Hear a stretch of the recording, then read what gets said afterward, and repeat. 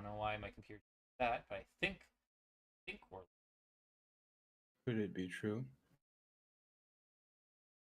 take a little look.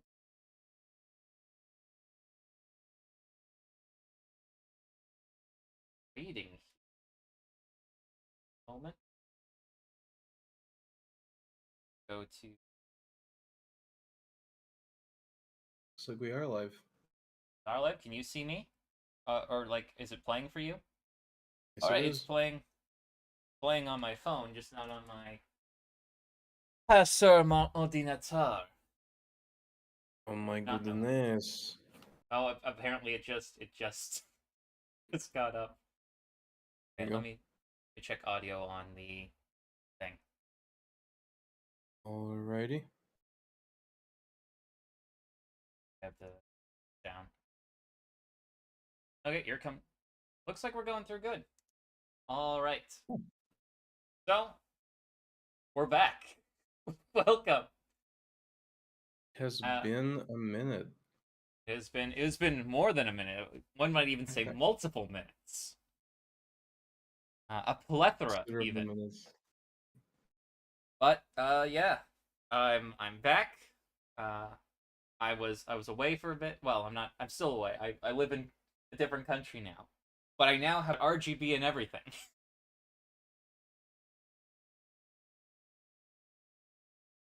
It was a bit of a pain in the ass to put together though. I kept on running into trouble uh, with fan parts. But Yeah. we're back, and now Arcane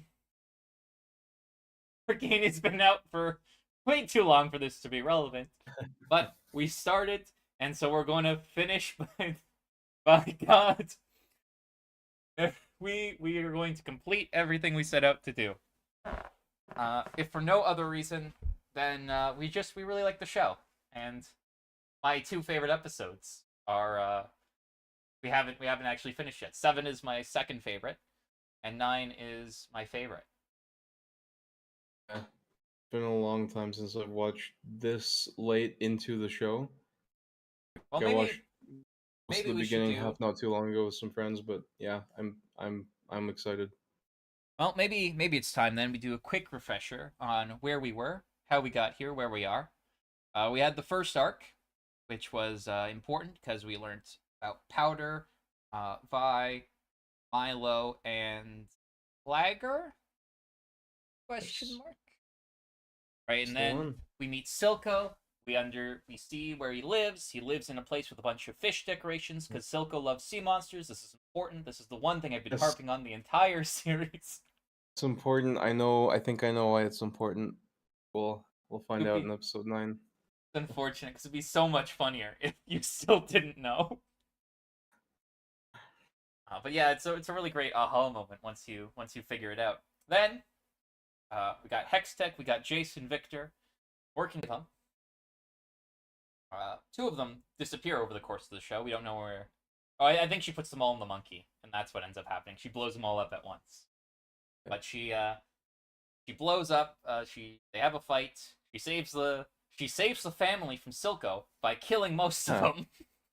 She saves them, and for some reason, you like one of the important characters whose life gets saved. You didn't even remember his name exactly, or like, is that the right name? And he lasts the entire show. How could you forget such an important character's Okay. name? Demonstrates the Vi demonstrates. I'm not going to make that. I'm not going to make that joke. But I don't. It's been a while. I don't know what the guidelines are now. I don't want to Oh my make a gosh, lesbian I don't domestic want to worry violence about joke. guidelines. Oh man, Vida let's just demonstrates like the lesbian constantly be propensity like, for domestic violence by punching Powder in the face, and then is taken by the cops. there you go. Skip to second. Only a reasonable response. Only reasonable. Listen, spare the rod, spoil the child. It needs to learn. I don't know, but so part two or act two. I'd argue it's a three-step act. So interesting. I've Because my position is that me and Andrew have a debate on this. Andrew argues that the arc is incomplete, or the season is incomplete arc. Right? Well, I would say that I agree that it's a finished arc. Maybe that's not the right word. I think Well, our maybe, contention is about the protagonist. That's I the guess. main I main thing. have been considering the possibility of it being like a 5 act structure, and then the third act is the because this is okay. So this is something I've been hearing a lot. This has nothing to do with anything relevant, but this is a misconception I keep hearing from a bunch of different people. I think you said it too when we had a talk, but I've heard this from like multiple people I've been talking with about the 5 act structure. Everyone assumes the climax is like the final fight, and that's not what the Yeah. climax is. Right? And you could make an interesting argument that Powder's or because essentially this is the other contention me and Andrew have. I argue she doesn't become Jinx until episode 9, whereas I think you argue she's Jinx at episode 4. But you can make the argument that Oh, the third episode, the 9 episode finale, where she decides to become Jinx, is the climax decision, right? So traditionally, the 5 act structure, the climax isn't actually the final fight; it's the decision from which there is no point of return. So Max, you know what it truly like there's no controversy. There's one thing that you can deduce without a doubt that this is the moment where Powder becomes when she becomes like, Jinx, Jinx, we need to cook. Uh, listen, just this isn't this isn't this isn't meth. This is a Hextech crystal. Boom. exactly. No, but Exactly. where the third act climax is like the decision that propels the tragedy, so to speak. So Macbeth, I think, is a really good example of this. Macbeth, his fight, like the big final fight is him and Macduff, but that's not the climax of the play. The climax is when he decides to murder uh, King Duncan. Was it? I can't remember the dudes, but when he Think murders the so. king, That sounds right. right, and becomes king himself. That's the climax because everything that happens after that is a direct result of that decision. Right? Does There that is only apply to the 5 act structure? Would you say that applies to the 3 act structure as well?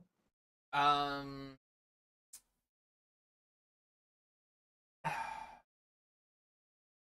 Like, probably. is it just a distinction in terminology? Because in No, cuz the think about it. 3 act structure, the midpoint is generally considered the point of no return, and the climax is considered the final test of the character, be it um his fall or his heroism. It's his final. The climax is the final test in the 3 act. Yeah.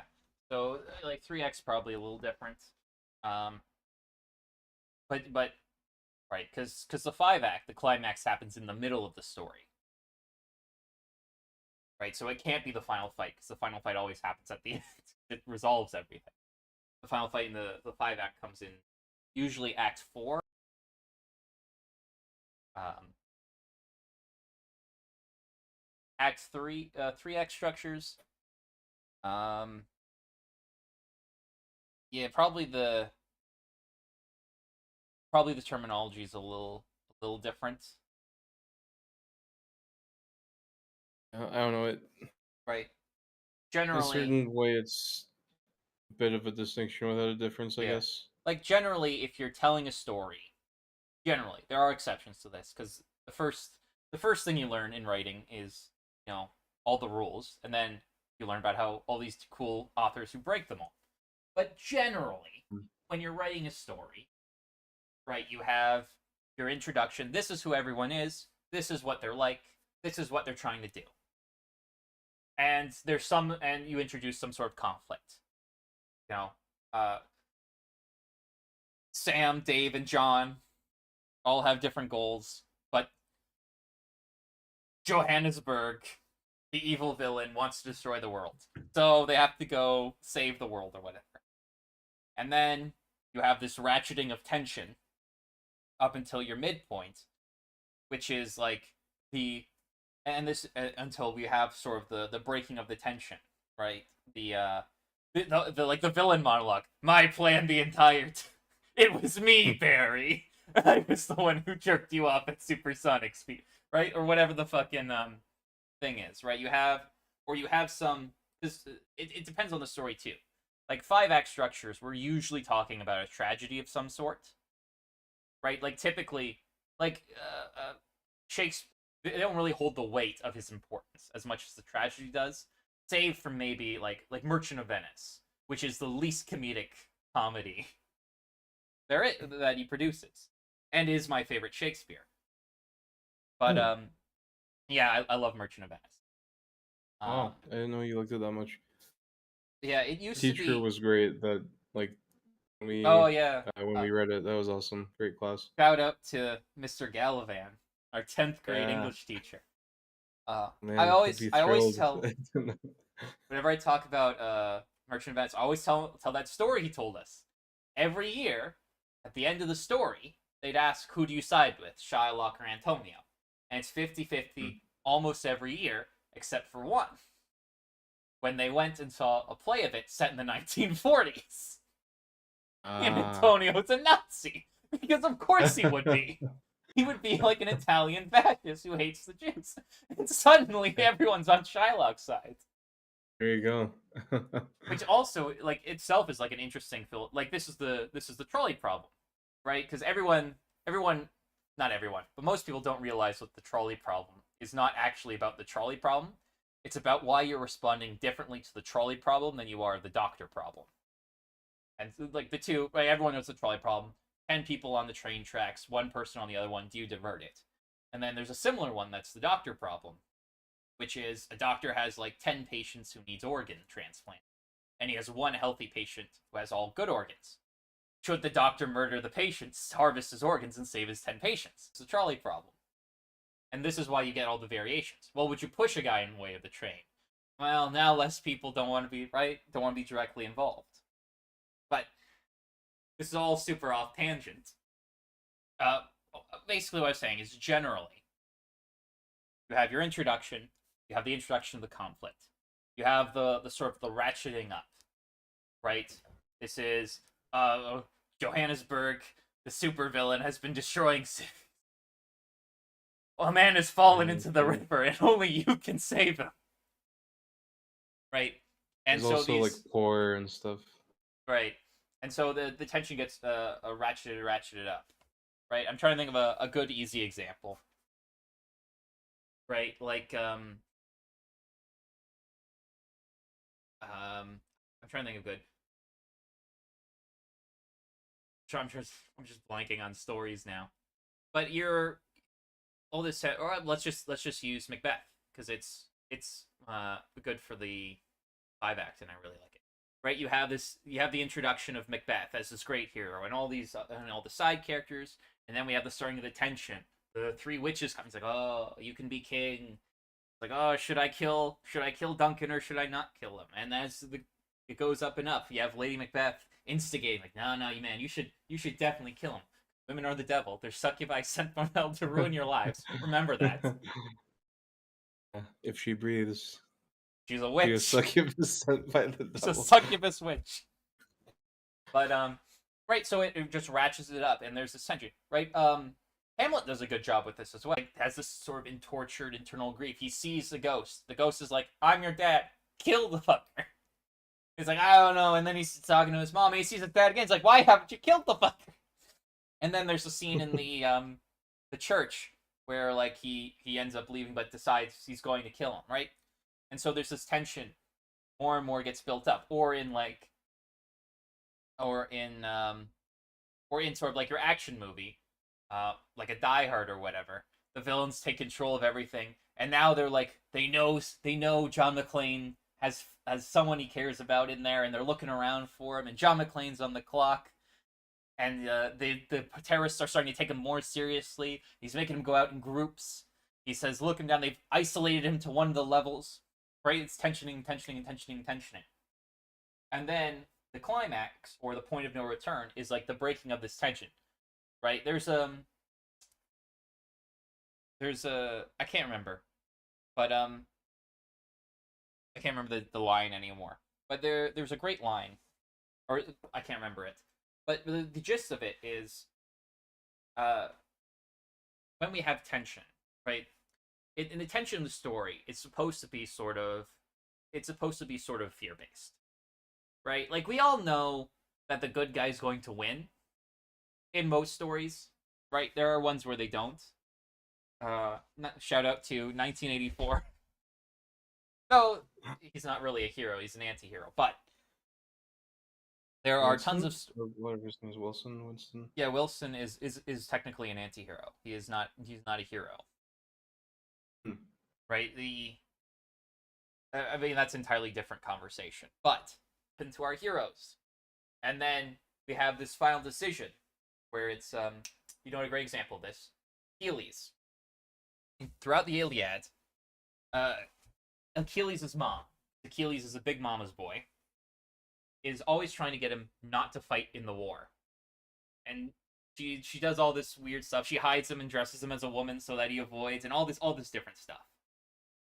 And so Achilles is like a bratty mama's boy, so he gets like there's like this whole thing where like Agamemnon takes a girl that he wants to keep as a slave, and he throws a tantrum and just hides in his tent all war. There's this great right. He literally, and worse than that, he goes to his mom and he says, "Mom, Agamemnon took my slave girl, and I wanted her, so make the Greeks lose the war." And so she goes to Zeus, and she's like, they upset my baby, my poor darling baby. Make the Greeks lose." And Zeus makes so the Greeks are losing, right? He's literally team killing because he's so mad about not getting this girl. And it's not until his second in command, who he cares about a whole lot, is killed. He gets so angry with the Trojans, and he's like, "No, that's it. We're going on a rampage." And he goes to his mom, and he's like, "Hey, Mom, we're going on a rampage." And she looks at him, and she realizes, because the whole live a short life but be remembered forever. And being a mom, she wants him to have the long, happy life and no one remember him. But she knows she has this prophecy, and she knows it's going to be one of the two. So when Achilles comes, and he's like, I'm going to fight them. Give me your bet. Get me prepped." She looks at him and realizes she's not going to convince him otherwise. And she resigns herself and says, "All right." And she goes to the Greek god Hephaestus and says, "Make the best armor you got." And it's Iron Man. He shows up in this fucking suit and just starts murking dudes left and right. Starts wiping people out. He actually fights Hector. And Hector takes one look at him and runs for it. Like, Jesus fucking, what is this monster? But what I think the climax is the ending of that initial like tension and fear. Like from now on, whatever happens. We're just going to have to see what happens. Right? When right, it doesn't, Sauron might win or someone might not. We've put everything forward, and it's just we got to see how this ends now. And that's why I think because that tension sort of breaks. It's do or die time, and now we're just giving our best shot and hoping it works, as opposed to that sort of earlier tension mindset where it's like, is this going to work or is this not going to? Right? Because we all sort of know most of the time once the final thing happens. Right? The climax is sort of most of the time he's going to win, but we know that this is the final outcome. We have our best plan forward. This is our best shot. Oh no, our heroes are in danger. It's we know, and we're going to win or we're going to lose, right? There's there's a line where I think it's from Farscape, where I can't remember the line now, but they're talking about how they have like this impossible battle ahead of them. And he's like, for the first time for one of these battles, I don't feel scared. And the guy responds, who's like, the other guy responds, "Well, you can only be afraid if you're worried if you're going to live or not." right? We're certainly going to die. So there's nothing to fear. We already know it's coming. But so yeah, I think what the point of no return and sort of the climax are marking is that sort of shift. I think, which in the context of Arcane, I think happens episode 6. To get there, let's recap Act 2 quickly so we can get to this fucking show. Act 2, Silco's moving stuff. He gets attacked by who we later find out is Echo's group. Kiraman wants to investigate. Marcus is on the payroll. She goes to the prison, rescues V. They go on a date into the city. That's not quite what happens, but they go to the underworld, and they have some gains. He confronts Silco, brings down the Eye of Sauron on him. It was nice. I haven't seen the Eye of... Then we come to Echo, and then we have the first half of episode 7, with Kiraman, Echo, and V sort of getting along as Jinx descends even further into madness. And so they've come up with this plan. 3 of them are going to go back to Piltover, deliver the Hex Stone, and then they're going to say, hey, you guys are real mean to us. And the council will say, that's right, we are mean to you. We're going to stop being mean to you. And then they're all going to hold hands and sing Kumbaya, and then they're all going to kiss each other. And Jinx Happens to is... Heimerdinger. Yes, and then... Oh, and Heimerdinger gets kicked out of the council. That's important, but we're just going to gloss over it because we're not getting into all that. And Jinx has realized that Kiraman is not actually a police officer, but the devil incarnate himself. So she must save the world. Listen, it's what I'm saying. All women. Kiraman is unironically, Kiraman is a succubi sent from hell to ruin the life of Jinx by stealing her sister. Exactly. You should have just gone with like they should 2 just routes not been that women. we could have taken. Would have solved all their problems. Okay, Oh, moving on from the casual sexism, we have now entered the second half of episode 7. Victor is deteriorating rapidly. Although I think he might be in undeterioration phase now, where he's getting all like the powers or whatever. But last thing that happened, Silco got dragged into the Baron thing, and they're like, "We don't think you can control your girl Jinx." And he says, "The fuck you say to me?" Oh shit. I'll have you know, I have 800 confirmed kills with the Navy SEALs. I will drone strike you. And wait, what? So it's a copy pasta. Oh, okay. Where it's a super over the top. It's designed to be like a cringe copy pasta where someone says something. He's like, "What do you say? You little shit. I checked your IP address. I'll drone strike your house. I have 811 confirmed kills with the fucking Navy SEALs." You right over the top. I'll send it to you sometime. But he puts them all in their place. He's like, "Yo, you," and sort of it shows. Well, we talked about it then, but it was like an important scene because it showed Silco and how he sort of views his subordinates and how his subordinates differ from him in sort of end goal, which might be important coming season 2, because he and Savika care about the cause, but it seems like all of his high-ranking subordinates care more about the money than they do about the cause. So that might cause some problems later for Savika and or Jinx. Now, after Silco is sort of removed power, by which I mean killed by V, or not V, Jinx.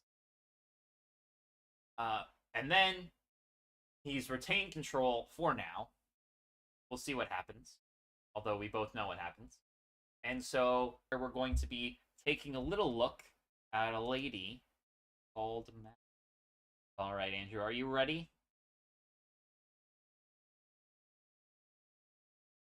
Hello?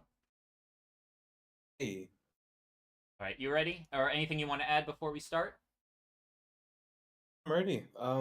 Yeah, hopefully, like, two guys that that joined appreciate a good every frame of pause intro. It's very important that we cover as much information as we can. Yeah, and plus it's been a while, Good, so a good. recap is worth it. The tangent might Absolutely. not have been, but it was a We pet learned peeve. all about interesting Greek tragedy stories and stuff. Rick. Did not know Ma. Achilles was was Oh no, he's a massive mama's boy. it's incredible. I'll have to read something like that at some point when I'm literate again. But yeah, let's get started. Mom, a policewoman stealing my sister. Uh, let's Yes. let's let's start episode 7, part 2. Wait.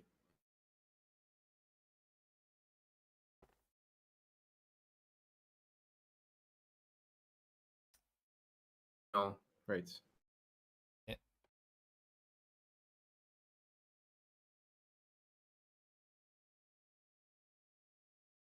Start from the other Undercity is Jinx, basically, or Silco at this point.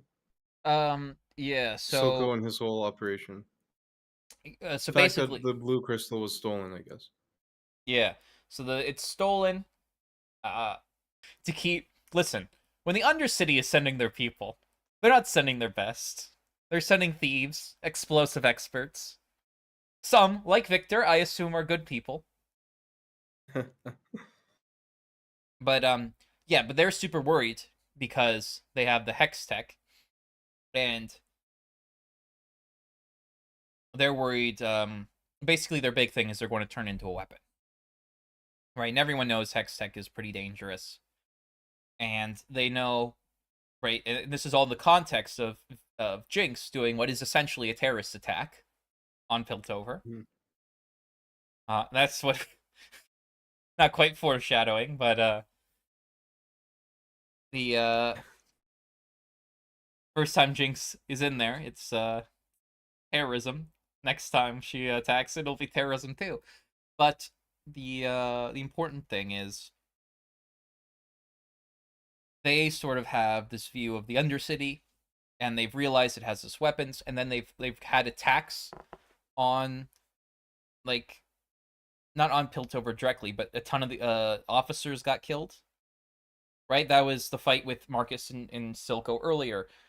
Jinx kills some of the officers in the attack, and so everyone's sort of worried about it, and so they respond with putting down the strong arm of the law, which, as we'll see later, actually, as we saw before, when Victor comes back, by showing up with the riot police, the people start rioting because they want to go in Piltover, and they see it as the Pilties fucking shitting on them again.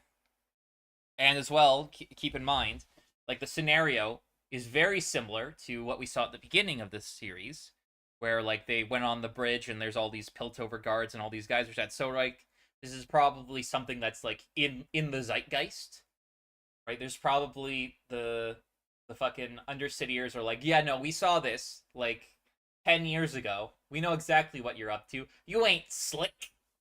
And so they're pissed off, and that's causing them to lash out. And as every time, like, the Undercity lashes out and they throw, like, their shit tier explosives or whatever, right? They're like throwing gas canisters and stuff in the Victor scene. That's just more reinforcement for the Piltovers that we need to crack down harder. And as they crack down harder, the Undercity gets more resentful and they start acting out more, causing Piltover to crack down harder, and it starts spiraling down until war becomes inevitable. And so, what they're probably talking about here is, like, that sort of cycle. I looked, and it's getting worse down there. It's getting worse, getting worse. What are we going to do? And then it's going to be paired with this letter she's about to get. Like Ah, yes.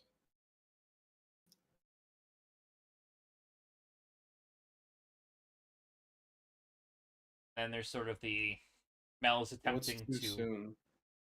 Well, Mel is attempting to mold Jason. His name. Wait, hold on. It's Jason, right? Yeah, yeah. But she said it's too soon. Jace isn't ready. Yes. So Jace is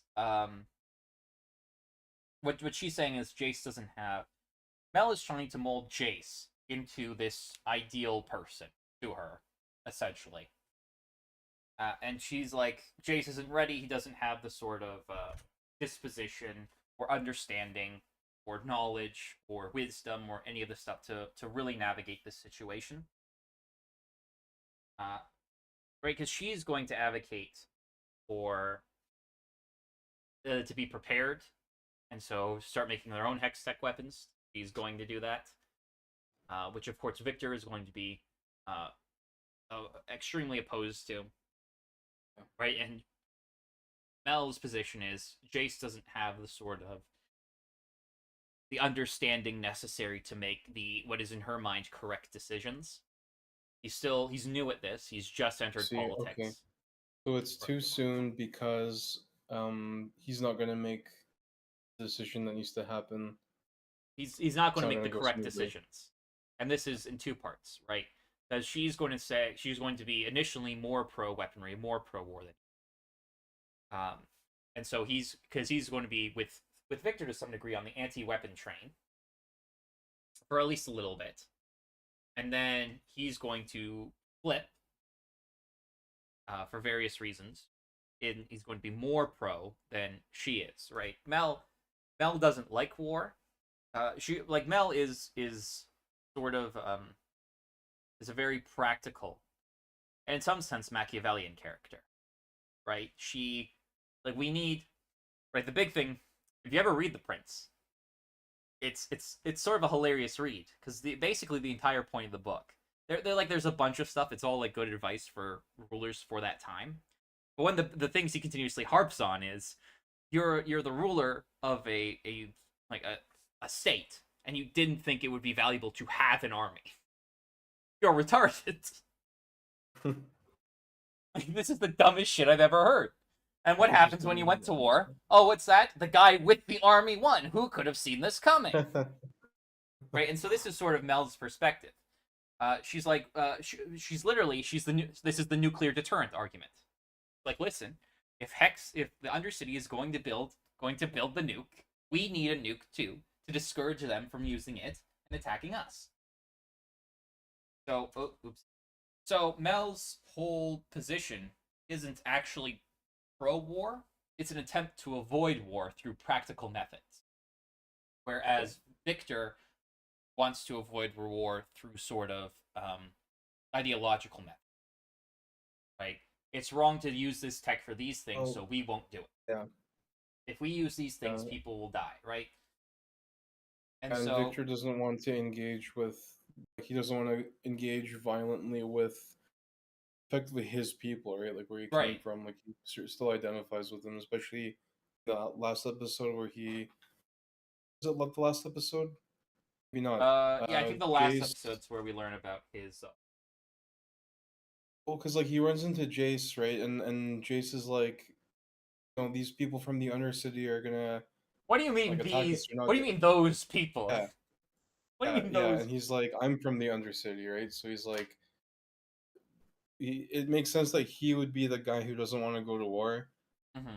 He doesn't necessarily he's probably more willing than like people born and raised in the highest sphere of Piltover are going to be aware. Yeah, he's going to be more likely to be sympathetic to their plight and be like, they always have some sort of like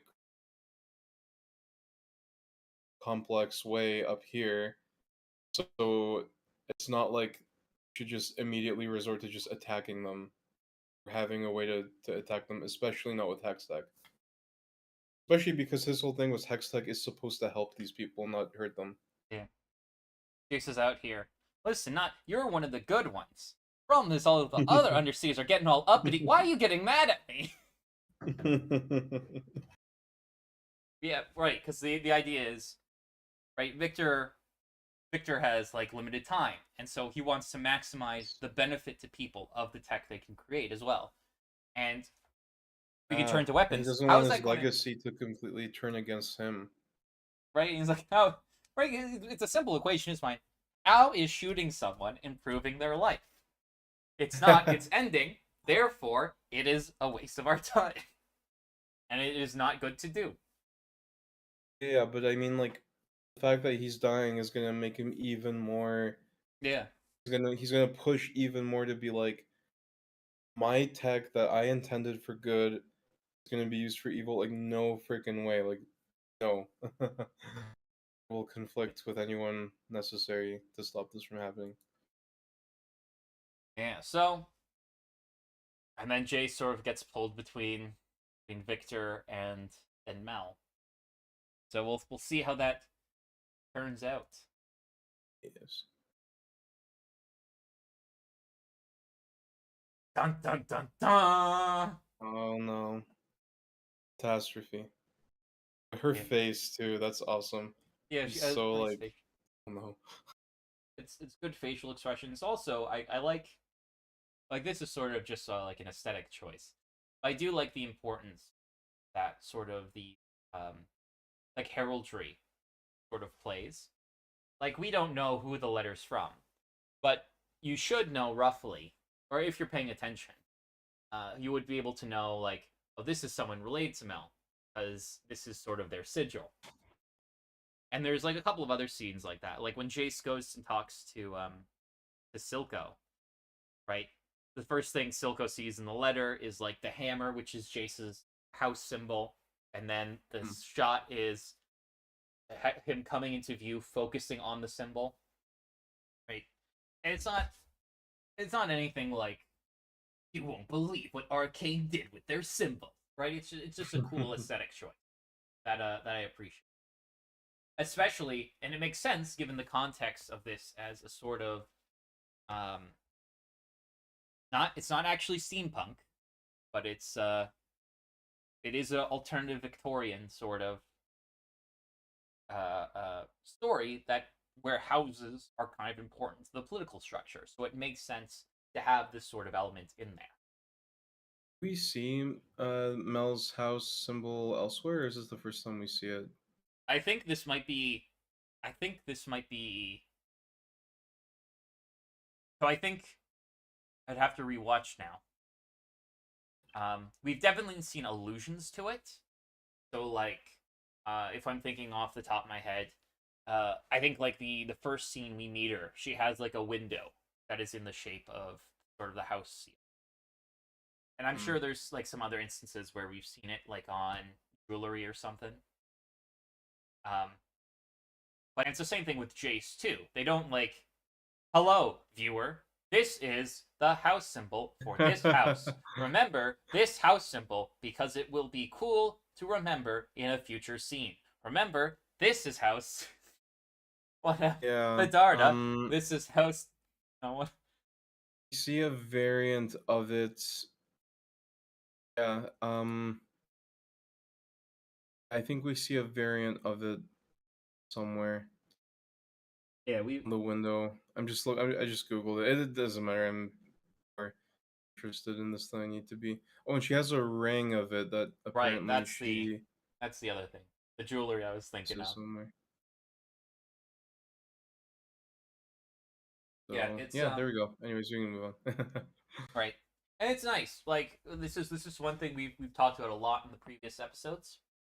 Uh, everything like they focus a lot on like the little details, right? Every time there's like a scene, uh, there's like tons of opportunities for them to like be lazy, or not lazy, but I guess in some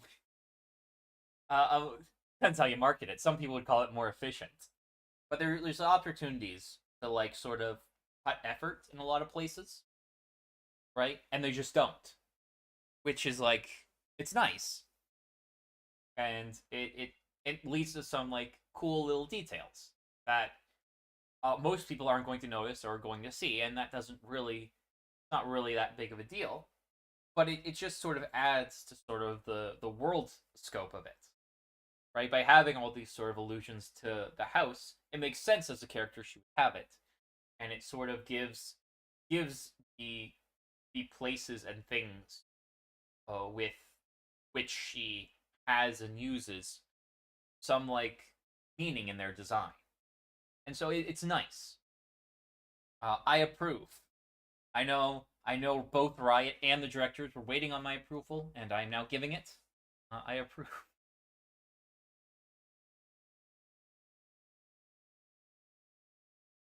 Oh, I guess we haven't met Echo yet. I thought. Oh, we did with V, but Caitlyn hasn't. Got it. I remember where we are. Oh yes, this is okay. Wait, never mind. Okay, I thought this was Okay. Oh yeah, because we already went through the whole stuff with Vi, Yeah. Yeah. and So then she's Vi like, I don't know what the hell's going on. also. Vi is already like, yeah, you're cool, but she's like, you're like, I don't know what you've done with Vi, and I'm here tied up. Like, Yeah, and because it's relevant because we're talking about jewelry. Echo's got the hair oh bead with the hourglass on it because he's a time champion. He does time stuff. But like his tattoo, it's all time. yeah, sure, it's on his hair. It's also on his face. Like, Well, here's the thing.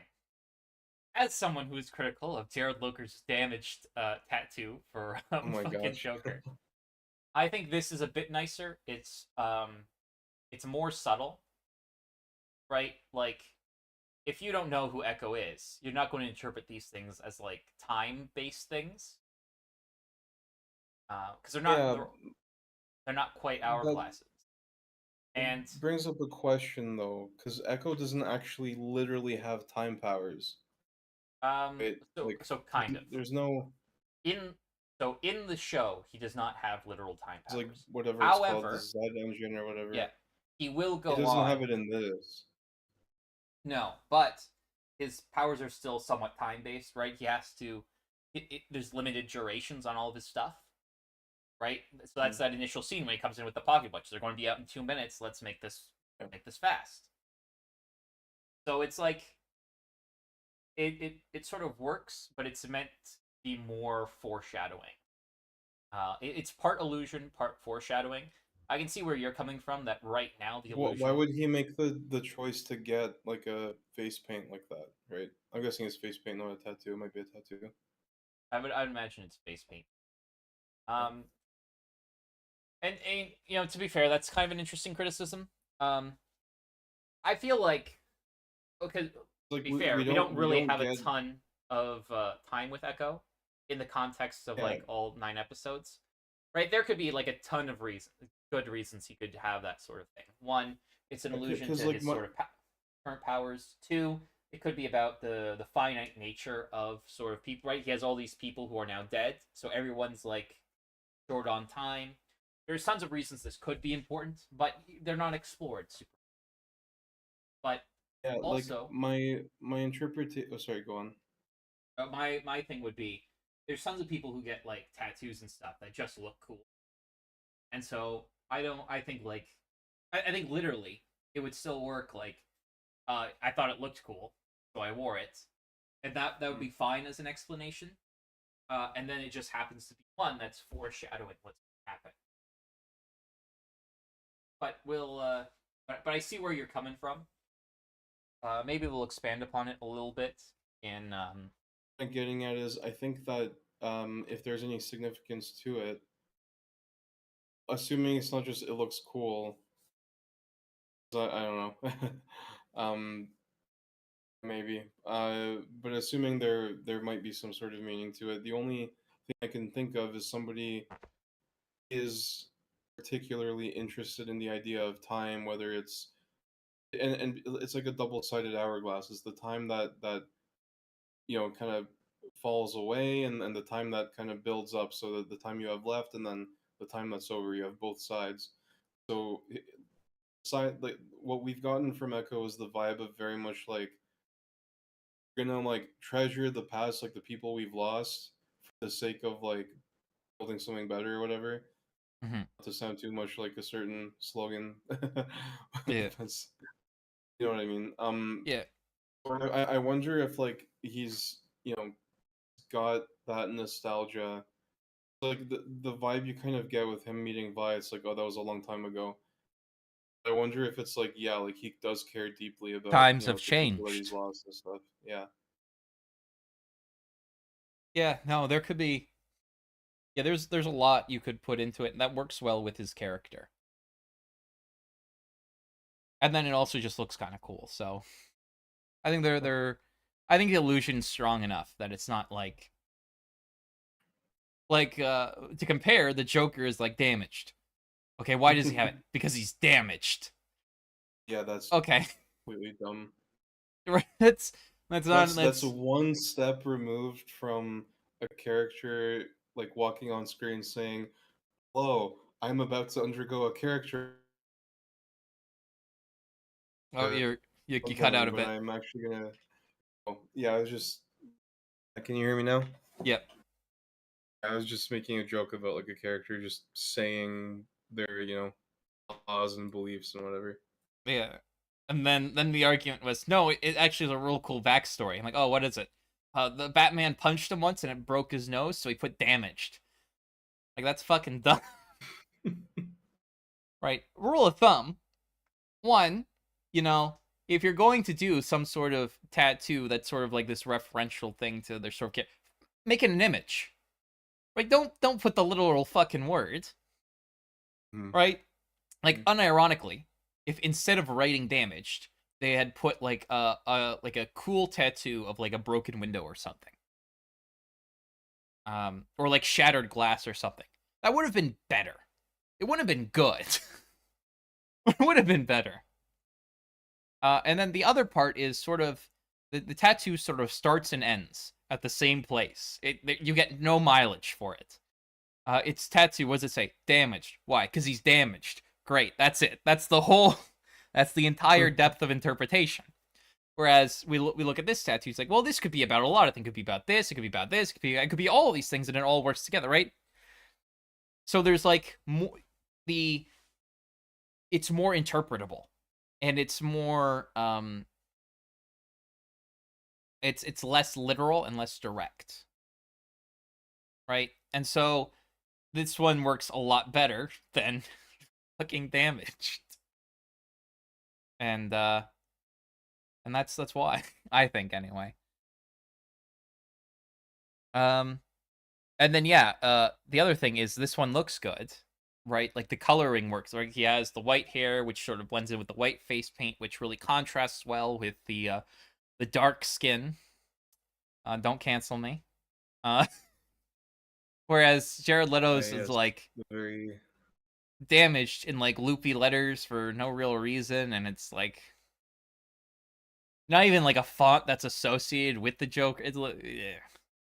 Yeah, I've never seen the movies where he appears, but I saw the I have not design of either. the character. I was just like, this doesn't feel right in any way, like for the Joker.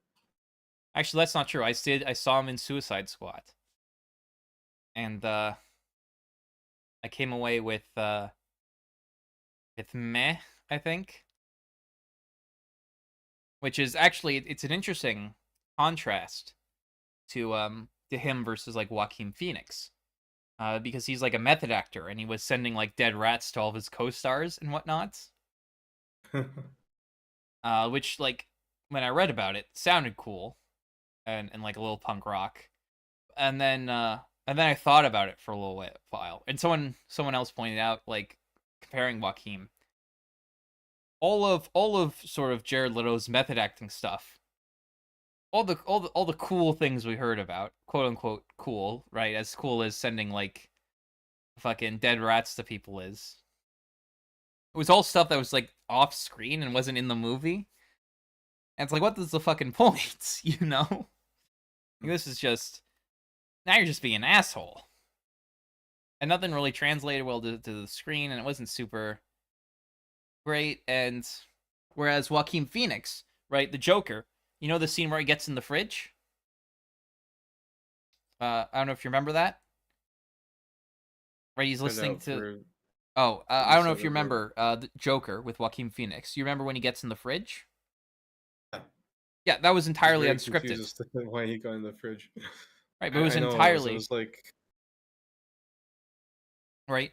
And so Joaquin Phoenix like brings that sort of that sort of energy, that sort of acting, that sort of odd that oddness into that character on screen.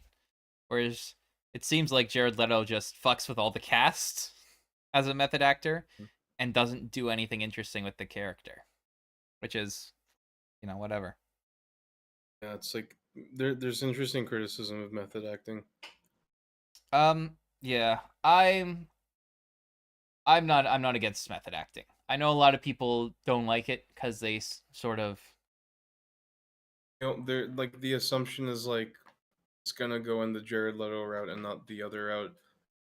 I'd all be right. curious to see some more examples of it working out well because I've only happened to be um like more proximate to the discussions around like the criticisms of it. I just happened to see like videos about that or something. But yeah, I think not there much are about it. some, like I think what Robert De Niro, I believe, is a unless I'm getting confused with someone else, but I believe he's a method actor. Really? Right, and so I think it's him. I might be confusing him with a different actor. But I remember a story about how he was playing a gangster in a movie, and so he was method acting as that gangster.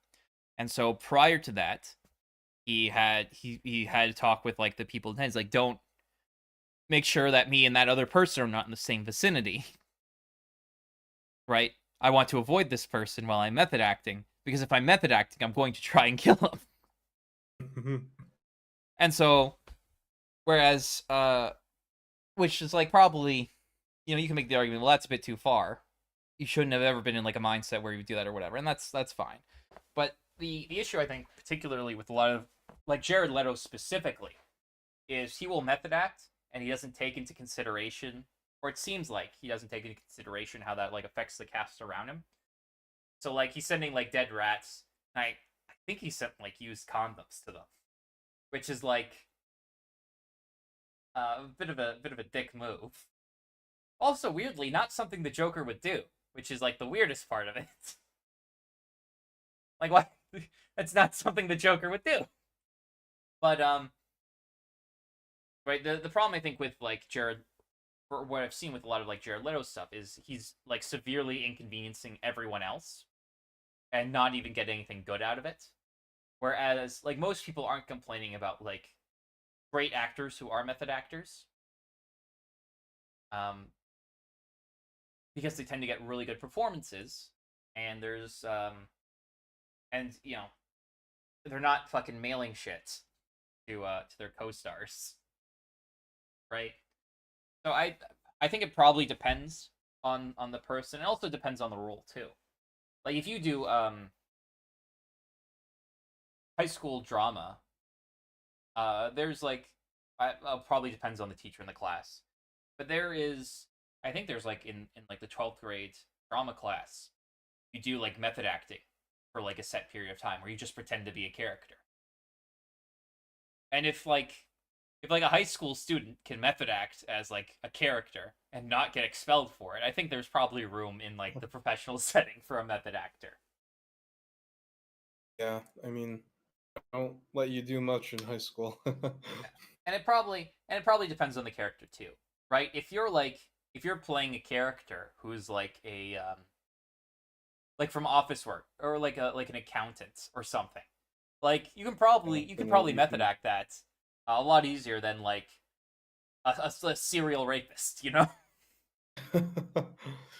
There's Yeah, probably a so bit of a if you difference okay, here between a like guy like going to work with the like less extreme example, right? Like if it's the office work or whatever, like is method acting like you don't break character for X period of time, like months, weeks, whatever, yeah, generally go home, you're still acting like all the time?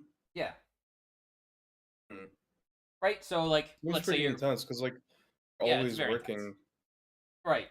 And so the reason why people do this is like the idea is it's more intense, but you get better performances out of it.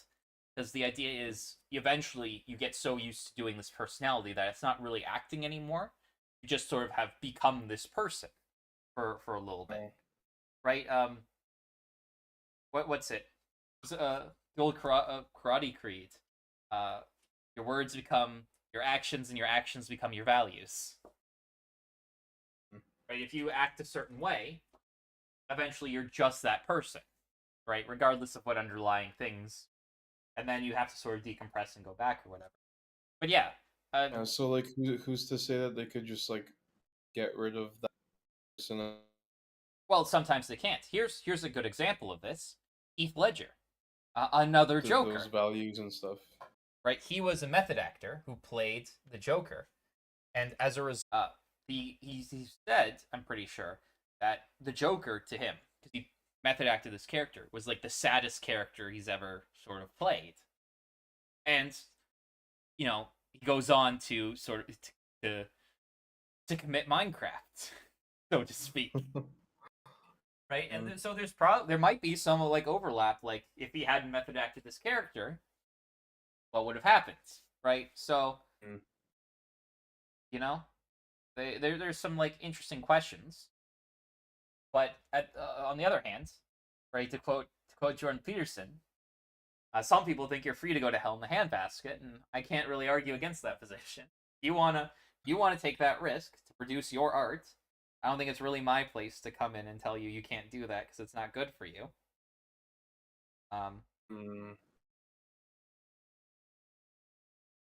So Depends on the context. Yeah. right? Yeah, it's probably easier to right. You can show up as playing a barista, get a job at Starbucks, and live as a barista in character forever. Very different than I'm one of method act Jeffrey Dahmer. Oh, who's that good looking guy over there? Suddenly killing and eating people, right? So, My goodness. well, yeah. I don't know. It might be worth doing like a conversation about sometime. I think it probably depends on the role and the act that great and what he does. So it's all over the place. But yeah, I assume. Yeah. Right. So it sort of just depends on a number of factors. You might say depends on context. There you go. Yeah, I was just gonna say, let's on with Arcane. Yeah, we've watched maybe a minute, and we've been going for. Maybe doing 25 minutes a minute here. We've been going like an hour.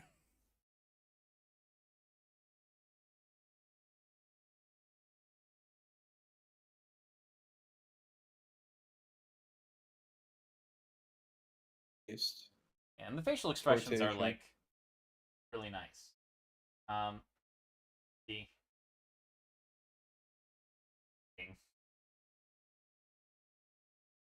The funny line, but if you look at Vi's versus Echoes, right? Like V's got or Vi's got that smiley. She's it's all cool. That's what it is. But Echoes there, he's got the lean forward, he's got the upward eyes. He's like, listen, I'm trusting you, because he's flexing his arms, getting the fuck out of here as a favor to my friend, and then you're gonna fuck, right? Like you can see clear in the body language. She's all calm. Like everyone here is friends, and Echo's like everyone here is not friends. It's interesting. It's quite a nice contrast actually, because it's like, I don't know. And then get to we're back with my favorite character, Silco. Yeah, Silco. Oh, that was an interesting. Okay, yeah, I didn't immediately realize that we're jumping scene until I didn't immediately register like, yes, Silco's eye thing. Okay, we're doing a different thing now. Yeah, never mind.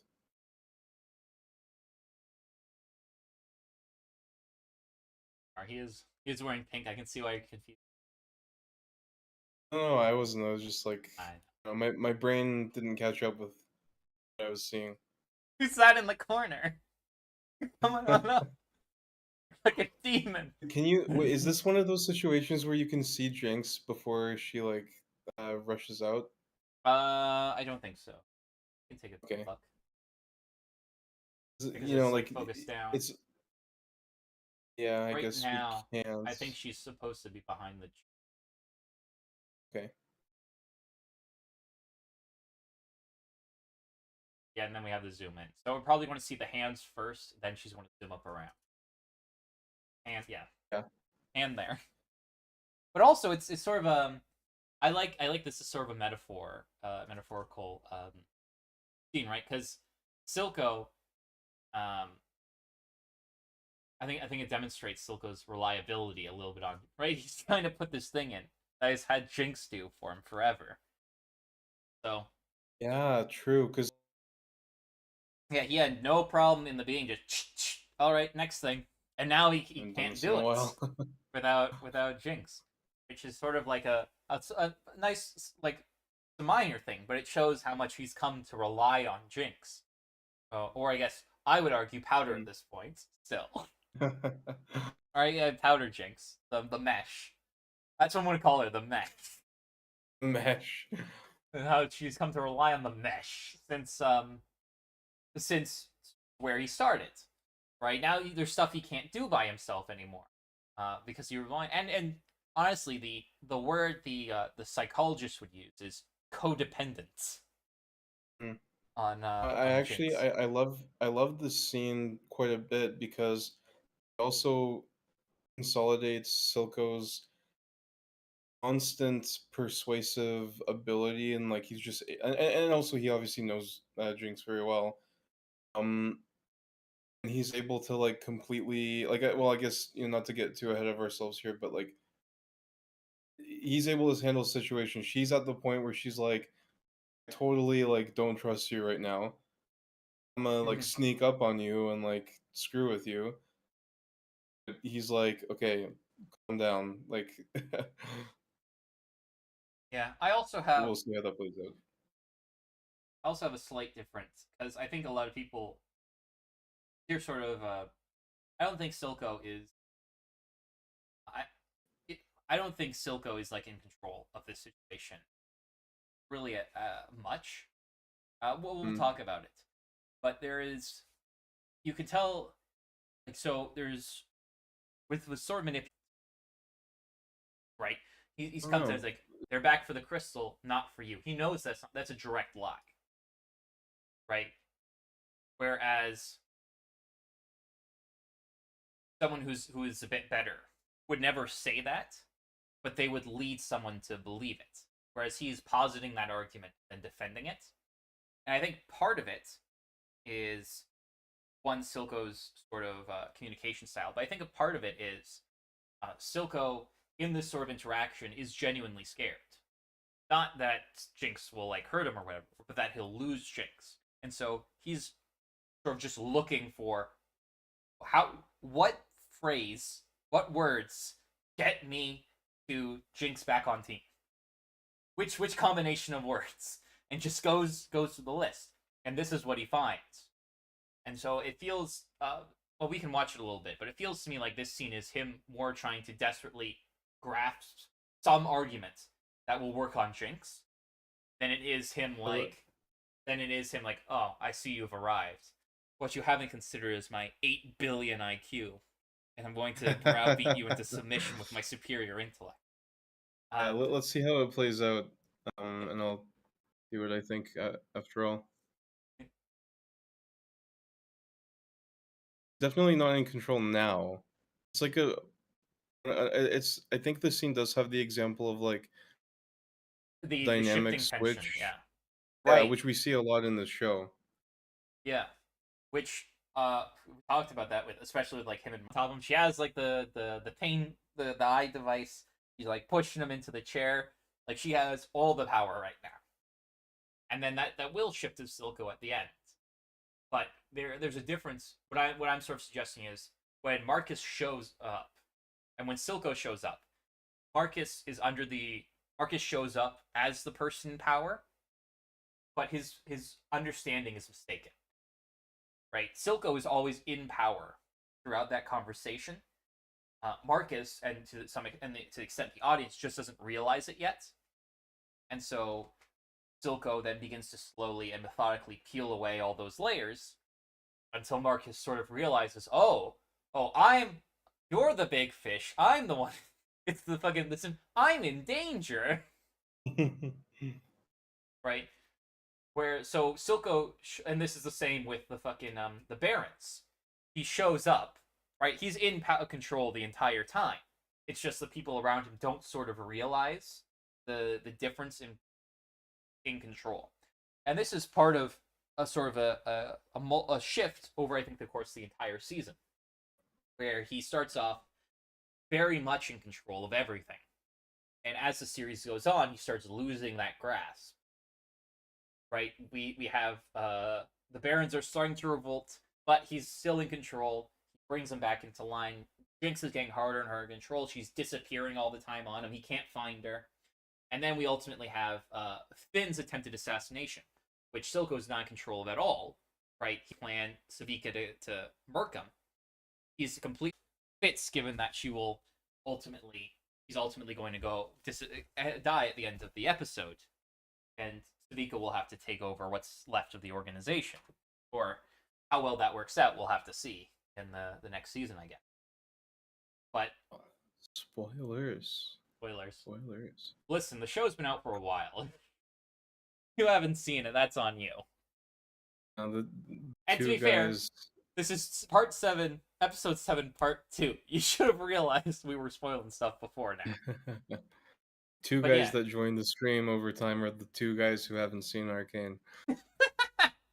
Well, I don't know what to tell you. Go watch it. It's actually, it was actually a bit of a bitch setting this up, because I had to go through like a bunch of different VPNs to find one that had it. So who knows? But yeah, so Jinx has come in. She's in control. Silco immediately like, where were you? Further reinforcing like he doesn't know what the fuck is going on. He's at an information disadvantage currently, but we'll see a bit of a. But regardless of being kind of not in control here, like it is impressive how he's able. Like, well, let's see it play out. Like, I'll kind of right. I see where you're going with this. My suggestion. It's not that he hasn't like persuaded her and brought her to his side. He's diffused the situation. Like, it's like jiu-jitsu, like she's got your back, like you're in a like a full-on like rear naked choke or something. At least you slipped out, and like maybe like now you're in her guard, like you're at least not gonna die.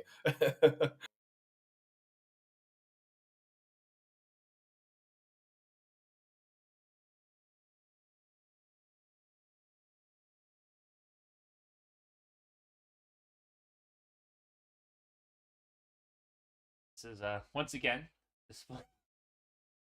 Oh no.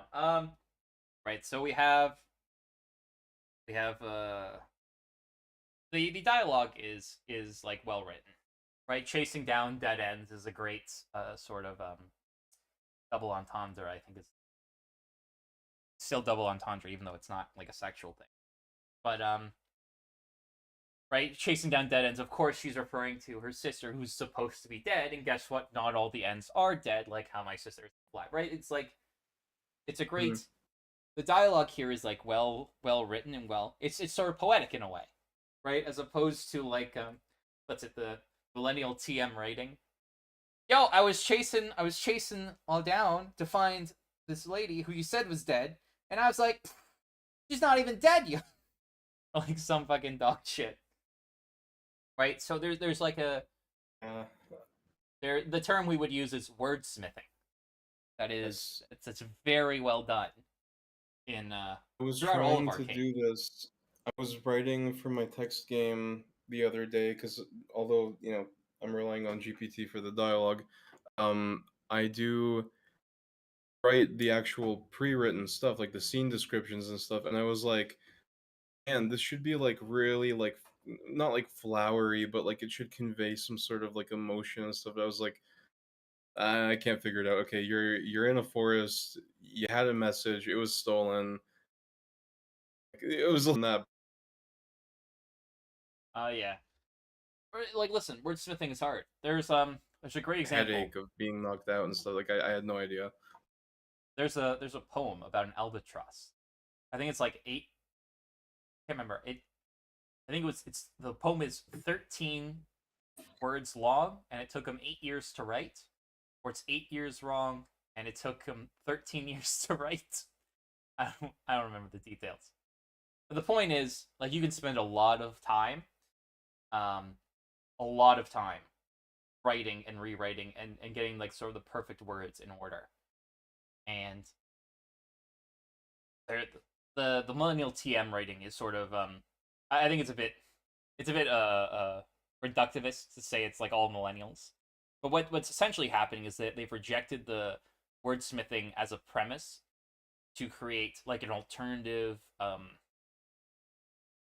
value system that focuses more on the ironic than the sort of the aesthetically beautiful,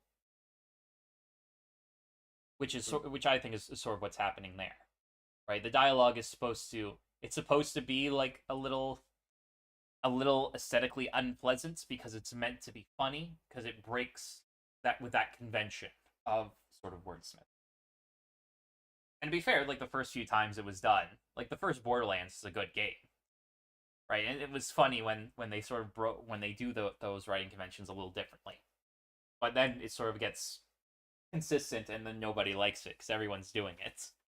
And if everything is a subversion, the only true subversion is doing it as it was meant to be done.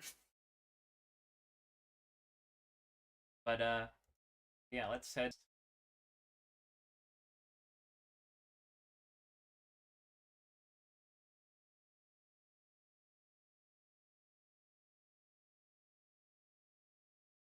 Right, and this is part of what I'm talking about with like really good manipulators, because Jinx is upset because he lied, which is why generally when someone who's good at manipulation is trying to manipulate someone, they never lie, right? That way, because that's like a moral framework system. No, what am I trying to say? They don't lie because that's like an observable wrong, right? So like theoretically, alternatively, um, a different right. So like he sees the problem is it doesn't maintain deniability when you lie, right? If you say something, so for example, instead of saying like she's not here for you, she's here for all this stuff, you would say something like oh, it's a little odd that she'd be here for you now that you happen to have the hex zone, and shows up with an enforcer who doesn't really know you, and he seems to be really close to this Piltover enforcer. The people who murdered your parents. It just seems a little weird. You know what I'm saying? Right? You would typically let them form the conclusion. And then if they find out later, this isn't true, they were really here for me. It's like, oh, I guess we both misjudged the situation. How unfortunate. If only we had known. There was nothing we could have. What are you going to do? Right? But yeah, and so but when you lie, right, there's an observable, a clearly indicative wrong that you did. And so then she's like, you lied to me. This is, how am I supposed to trust you? How am I supposed to do, like, how could you do this to me? Right? And so this is going to be sort of the fracturing of the relationship a little bit. It's fraying on the relationship because Silco's now seems a little less trustworthy. So he has to sort of regain that trust. And the problem with lies is you have to defend them with more lies. So we'll see.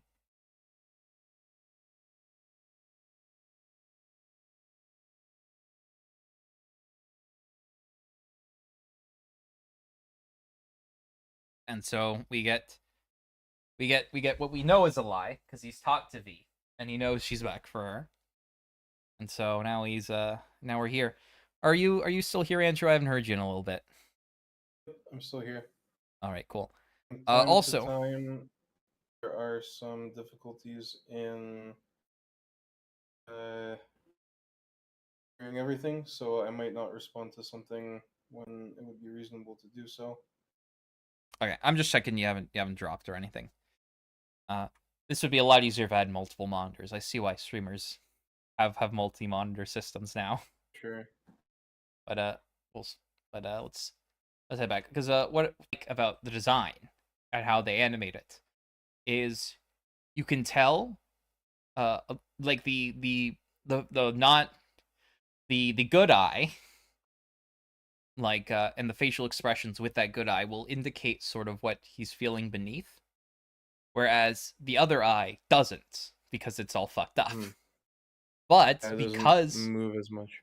right, but because of how fucked up the other eye is, it naturally draws your attention away from the eye. So it's like this. There's a secret. There's like the one eye sort of gives you indications of what he's feeling, but you especially on like a first watch, you're just too distracted by the other one and you miss all this stuff, which is like a very good trait for someone like Silco to have. It's a synthesized animation, right? You can look at his face as a whole and just be like, yeah, I get what he's feeling. Like, you just know. Even though the one side is kind of not caught up in, like the nerves maybe are damaged or whatever. Like, you still know face as a whole, which is really coming from the good eye. Mm-hmm.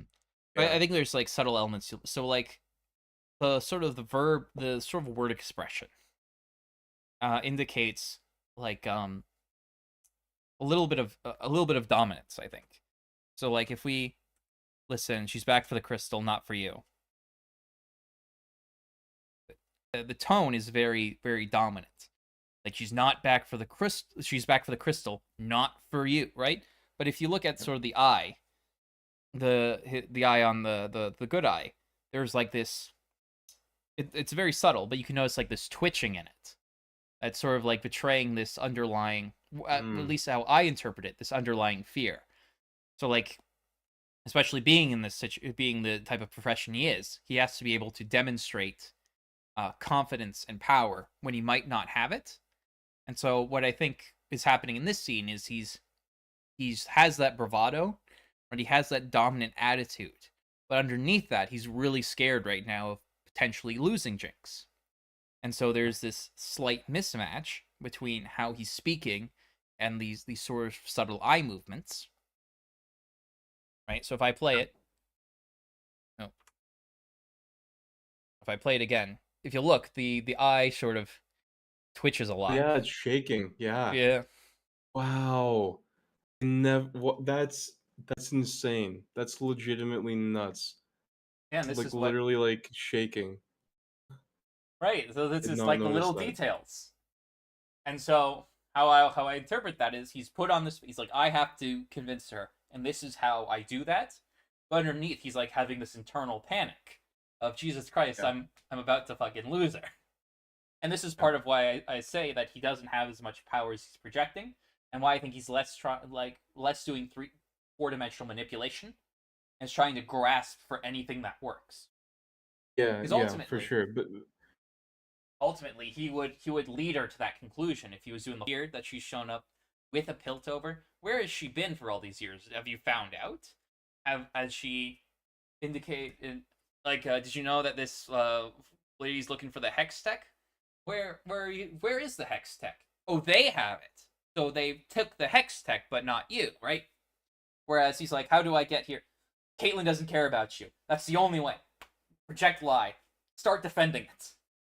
Right? So yeah, that's but despite that, like he still knows that that's the lie that will hit her, right? Like, because right. I'm not saying he's bad at manipulating. I'm yeah, saying he's not. He doesn't have the it's 8D chess mechanics. yeah, but when you've got like 10 seconds on the clock and the other guy's got like 50 seconds and you're playing Blitz or something, you're not gonna you can be Magnus Carlsen, you're not gonna play the best move. Um, and Okay, so let me rephrase. the I see what you're saying. Let me rephrase it. I'm He's saying good. he's got like a tremendous skill at just being like everything that you said, showing the confidence even when he doesn't have it, playing dominance even when he doesn't have it, knowing I'm gonna pick up some sort of like emotional thing to get her back on the team, and then I'll figure it out like when things are diffused and whatever. Yeah. I see. I should rephrase. He's not a bad, right? He's a good manipulator, but he's not Yagami light. Is what I'm saying. He's Not not using the truth to trick you. He is using right. lies. Yes, which I'm saying it's not like it's doable, right? It's not a bad way to do it. It's inefficient, is what I'm saying. It's also actually, I was going to say it's a bit of a risky move, given that he doesn't know what Fee's relationship with Vi is right now. But actually, like, he can reasonably deduce. Like, obviously, Jinx is not with Vi right now, so something's happened, right?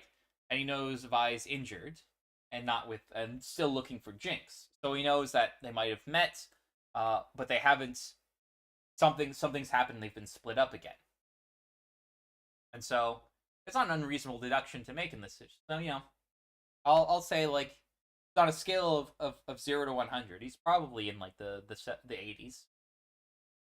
There's but room for improvement. There you go. And part of it might be just like as a character, right? So typically, if you're trying to like if he was manipulating in the way I would suggest he should be manipulating, it's because you sort of have this dual. You want to convince this person be on your side and stay on your side willingly. This might just be something that Silco hasn't really cared about or really needed to. Right? Like, if you look at the Barons, like, does he really give a shit if they're on side or not? Like, if they go off side, he'll just kill them. Right? And he knows Savika's pretty loyal, and he doesn't really have to do any manipulation with her. So, I mean, as much as except Jinx. And Jinx is the only person that he's really cared about since, like, Vander. And that's, that's ended how that ended. So it may just be the case that his manipulation has historically been solely about getting the goal of what he wanted, and not sort of the long-term effects on the relationship he has with the other person. And so that gives him a bit of a weakness here when he does actually find someone he cares about and wants to maintain on good relations with. But that's just an interpretation of his character. Also, is it just me, or is his ears weirdly angled? Like, it's not. I don't think so, I know. because the I know. model would be the same. Yeah, it's stylistic, but I just noticed it. It's a little funny, I think. A lot of sharp angles on that ear, To be fair, I feel like actually looking at the character design, there's a lot of sharp angles on Silco, which kind of makes sense from a character design perspective, because he's like a dangerous character, and so if you want a character that sort of exudes a dangerous energy, you want to have a lot of sharp angles, right? Like how friendly characters are supposed to have a lot more rounded angles and whatnot. But that's sort of like, now we're getting to sort of animation style practices, which is a bit outside my my field. Oh, here comes the guilt tripping. Jinx, I am your father. No, it's not true. It's impossible. But yeah, no, he's it's a smart to pivot to this, right? He's like, she doesn't care about you. I care about you. And how much do I care about you? Let me count the ways. Right? He's like, I was the one who, right? And he goes through all this stuff. They've been together. It's you and me. It's you and me, Jinx. 8 more seasons. 8 more seasons. The Jinx and Silco against the world. Just you and me. Right? Yeah, totally. And then, Jinx's facial expressions are kind of, right? Not for you. That's an angry expression. And then he's going to continue, and what are we going to see with her face? Right now, see the eyes again. She's starting, the twitching's starting, and she's slightly. It's a bit hard to see, but she's slightly pulling back. Right? intense gaze. Not for you. Angry scrunch. Pulling back a bit. Eyes twitching all over the place. Right? And frowning. She's sort of going between like anger and sadness very quickly. Right, and now we're just in sadness. This is sadness now. Right? The brows aren't as furrowed as much. She's got the frown. The eyes are like twitching, and they've gotten a bit more gotten sadder. Right? We have the rapid blinking. Now it's not the intense gaze, it's more of like a bit more of a submissive gaze. Right, and there's Silco, and hold on, let's see what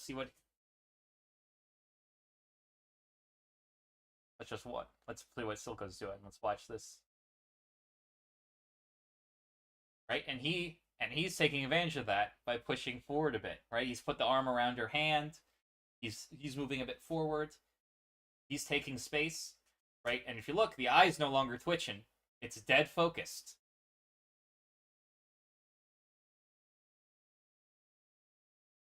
And now Jinx's position collapses.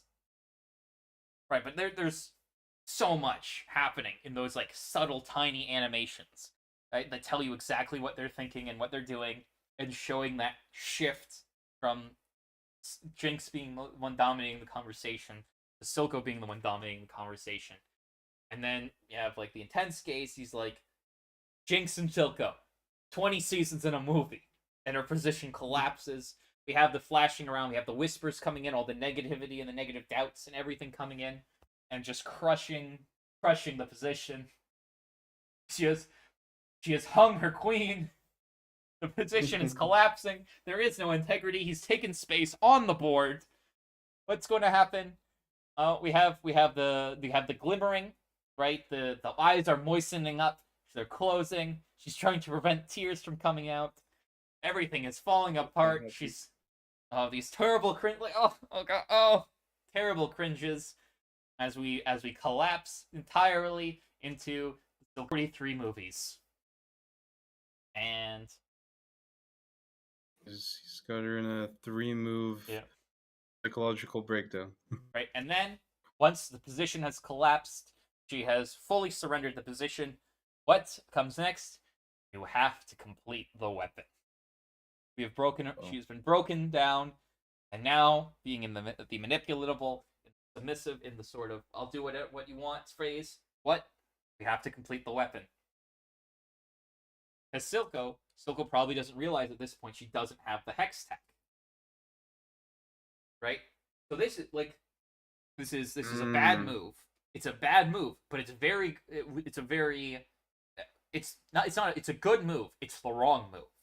Because what Silco thinks she still has, he doesn't realize that the hex tech is gone.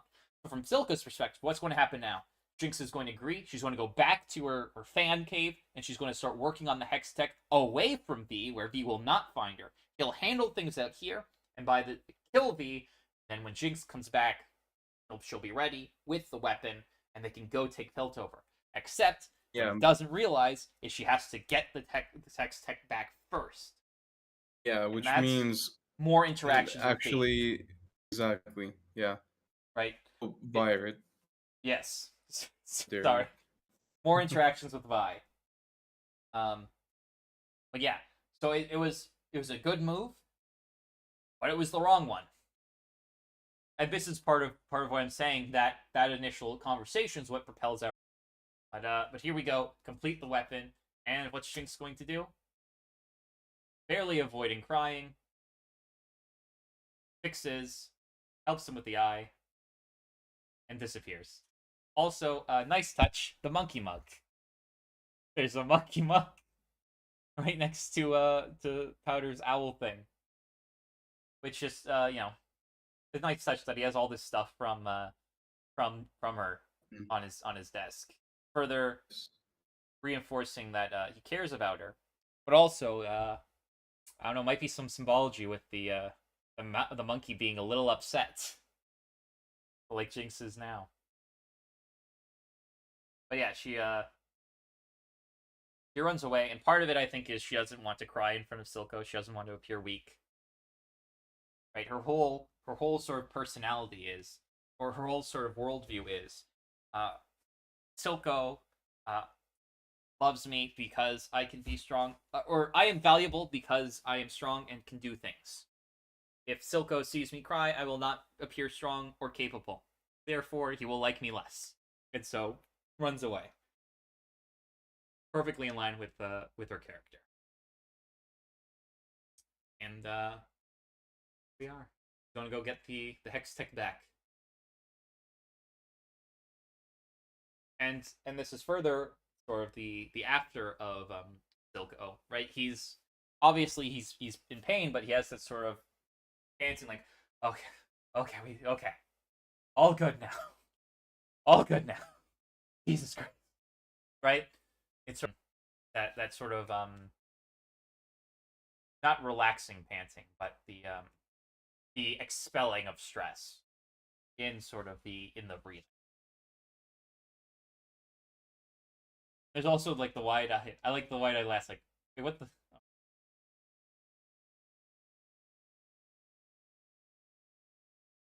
There's like this wide eye look around. Like, find it. I also like the touch where his other eye doesn't close, but he has the stress. Excel the stress, and then immediately like look around like, what the fuck? What the fuck now? what the fuck now? You know?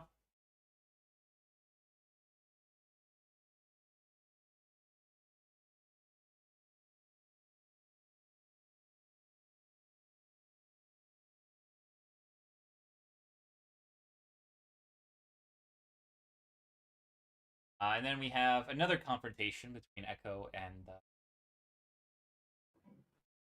Caitlyn.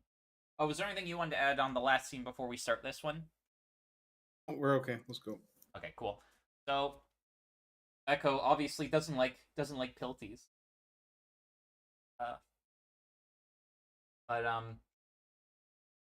so he's obviously has this very aggressive demeanor, where Caitlyn has sort of a very annoying sort of holier, like, not holier than thou, but like I'm just here to help people. I'm just a good old happy girl, and everyone can get together and kumbaya and happy days. Which, like, is good in like theory, right? I think everyone would prefer there not to be people killing each other all the time. You know, but like it's just so detached from the reality that he's facing that it's like super annoying. It's like hearing like absurdly rich people talk about like how you should save money. It's like it's like or like the super rich people who like comes like, listen, if you don't buy a coffee at Starbucks every day, you'd be able to save some money. And while this is like technically true, you would save like however much, a couple bucks a day. It's like, shut the fuck up, dude. You own 8 mansions and 14 yachts. Like, fuck off. Save $1 a day, my ass. You fucking right. And so obviously, he's like, it's invalidating to his lived experience, right? And then she reinforced, like, no. All the people who murdered your friends are good people. They just, they did a whoopsie. It's a misunderstanding. You're good guys. They just thought you were, bad Silco guys, and that's why they shot you all on sight. Oopsie doopsie. And for some reason, Echo doesn't think, all good then. I just had to these crackdowns where all these people I cared about were like brutally murdered. But if it's an oopsie doopsie, what can you do? I guess it's all good then. Like, no, you fucking bitch. You people fucked my whole life up. What the fuck are you talking about? It's a mistake. And then he gets in like, what the? You fucking asshole. Right, so obviously he's upset. And he's like, no, listen, here's the thing. You're going around fucking murdering us for no goddamn reason. And of course that invalidates Caitlyn's experience. Actually, it doesn't really. It conflicts with her ideal of what the Piltover police should be. Right? all the Piltover police, in her sort of view, should be like her. They want to solve the mystery. They want to help people, and that's just not who they are right now. And whether that's poor, that's probably on account of poor leadership, but it's not who they practically are. And so there's and I think they do well again with the facial expressions because it conflicts with her ideal of the police, but not the police as she's seen them, because she's interacted with Marcus and interacted with the police, right?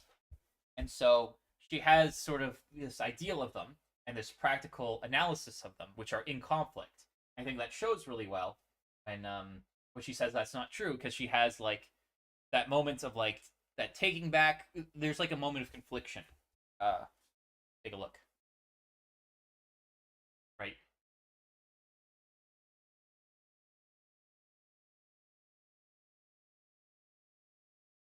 Right? There's that coming back, like that what, and then immediately forward into that's not true.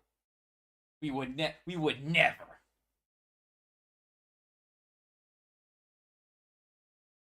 Right. And the wording phrase is important, I think, as well, because she says, that's not possible, you're wrong. Not that I know that's not true. That this conflicts with how I sort of perceive the police. The police they're good guys, and they wouldn't do that. And so you must be wrong. Right? And which is, of course, just reinforcing the invalidation of his, which is just going to upset him more.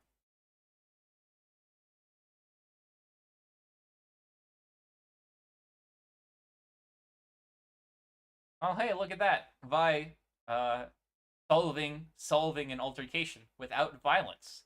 You know what we call that, Andrew? That's character development right there. I was gonna say inconsistent. I wouldn't say inconsistent. I know. I'm kidding. She's. Would it be way fucking funnier if she just walked in and decked them both? What the fuck? That's for a different show. That's for like a Three Stooges or something. Yeah, that'd be like an abridged series. just literally solves all problems with hitting people. Professor, I noticed you gave me a 90% on this test. Whack. Oh yes, I did. Literally the fucking water boy. Boom. We still having that test on Monday? If it's all right with you.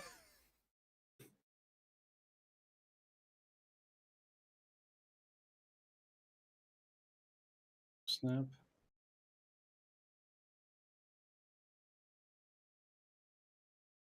And now B has effectively diffused the situation. Possible character change, character growth. Oh, this system works too. And then Echo has gone, well, what's this? And we've branched off to another conversation. The initial confrontations have been diffused. But we're immediately hit with the second issue. What the fuck is this? What are those? And now Caitlin, what the hell she was doing? Because she hasn't been upfront.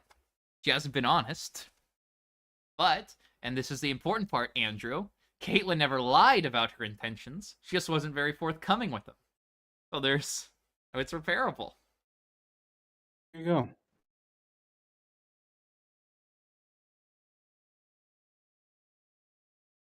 Right, see? You didn't lie. You just forgot to mention it. Now, obviously, she's being, like, sarcastic. Like, you hid this from me. But it's a different conversation. Right? And Caitlin pulls out... Caitlin... She didn't know him... She didn't know for a while that they were sisters, though. No.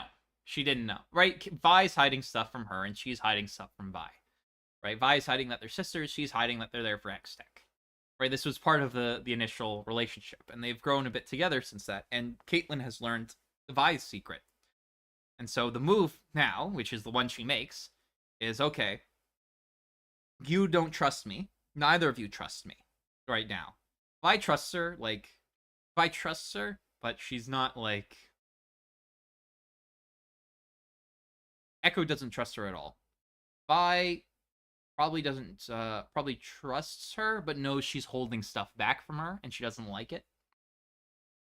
And so, the move here, which is the one Caitlyn makes, is just to tell them what's going on, because if you want them to trust you, you have to trust us two ways, right? So by telling them all this top secret, so it's not top secret, but like what your secret mission is, she's showing that she trusts them and she's willing to put her faith in them and hopes that they will return the favor, which in the case of this scene they do.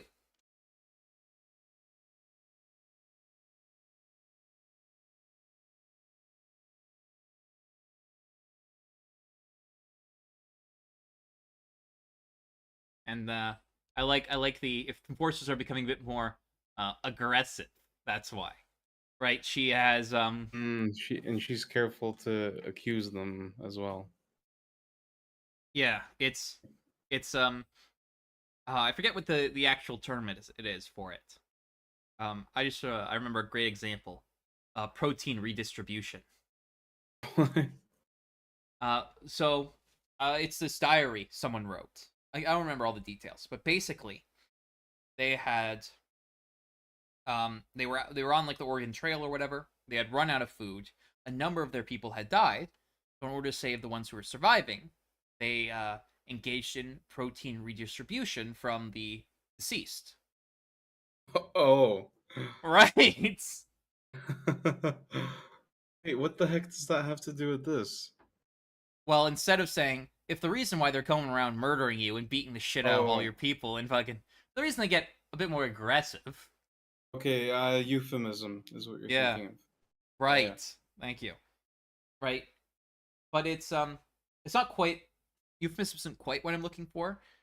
It is a euphemism, but it's a particular way in which euphemisms are used in order to lessen the impact of them. Like euphemisms, like That's what they're almost always exactly what used. I'm looking for. There's like a slightly more technical term that I forget. Okay. And it's But- less about but yeah, I the get what you're euphemism saying. itself and the process of how you come to the euphemism. Right? What she's doing is, like, aggressive is a very nebulous word. Right? Aggressive means, like, we're stopping a few more people. Or it could mean we were breaking into people's house and beating the shit out of them. Right? There's, like, a whole swath. But Echo is going to take aggressive as, like, going around killing. And she can sort of internally interpret that as, oh, they're questioning you a bit more, or whatever she thinks is happening. I'm Right. looking at the chat here. I wouldn't say mad duplicitous language because like it is something that it's what she believes, right? Like the enforces. So for the context, I don't know if you remember the show, but the Caitlyn is part of Piltover. Like she was an enforcer, so she's not gonna like just an interesting little character thing where she's using a careful uh, phrase for them rather than like Yeah, double speak is she like closer to what I'm the thinking word of. choice. But I Like can't. it is still what she believes though. Right.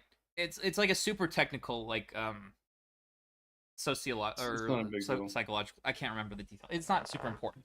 What is important is she's phrasing things in a way that like removes guilt from her and her organization, but still sort of is not objectionable enough for Echo to get upset about. Yeah. Right? If they get more aggressive, which I mean they've obviously gotten more aggressive. If they're going around shooting people, that's more aggressive, right? But it could also mean like a lot less. So they can both interpret the same word a little differently. And Yeah, then I had that's this- why it's no longer our fault. It's that you guys were doing terrorist attacks, and so we had to get a little bit to save people. Right? We've sort of removed, we've abdicated responsibility, and we've abdicated some of the more extreme elements as not having been done. Which makes a one little bit of sense. question. Sorry, One go little ahead. question I had. I don't want to belabor the scene if we want to move on, but just one little thing was like her saying, with this crystal you can build any hex-tech device. Is that just like a high level? Like we don't like. She's not an engineer. She like doesn't necessarily know the detail of like it powers them. Like it's just enough to know like it's dangerous and like they get it because they know what hex tech is. because it's like a popular branding of Jace that trickled down, like they've heard about it. Like I'm just curious how much they would understand it from the context. How much I they know about imagine. what that means. I imagine. So we know she's right because Jace says it at the meeting. So what I assume is probably happening is Hex Tech is like an entirely, because we know it's an entirely separate system of technology, right? All the warp gate, all these different stuff functions off of the Hex Tech. In order for those to function, they need some sort of gem power source. So it seems like if you know those two things, you know that you now with the Hex Tech power source, that's sort of the main thing that you need for all the other stuff. So you could build things on top of it. Oh, Right? okay, yes, Echo would know. Sorry, I'm just realizing Echo would know because his guys, he saw that his guys were at the event. They were seeing him unveil the Hextech. Because I was thinking, like, what would they know by like any Hextech device? They would only know the teleporter. Right? Mm-hmm. But But and like the very first time he unveiled anything other than that was the last progress day, showing the gauntlet and the laser. Never mind. I mean, they didn't show the Hex Tech, the laser or anything. What probably um What context what they have for well what okay, what's any Hextech device means?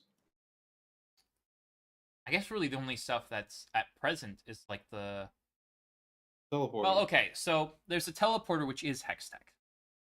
We know they've been doing like other stuff, or that they have done other stuff, but like they've been focusing entirely on the gate. But here's the counterpoint: um, the Undercity doesn't have access to a warp gate, so they have to smuggle all their stuff through Piltover's warp gate, and so there could be a So they are worry, familiar with it. right? So there is a worry that if I guess two things: one, that if they build their own Hex Tech gate, then there's nothing to stop them the smuggling. They could just trade directly. This is why this is why one of Silco's demands is unrestricted access to the Hex Gate.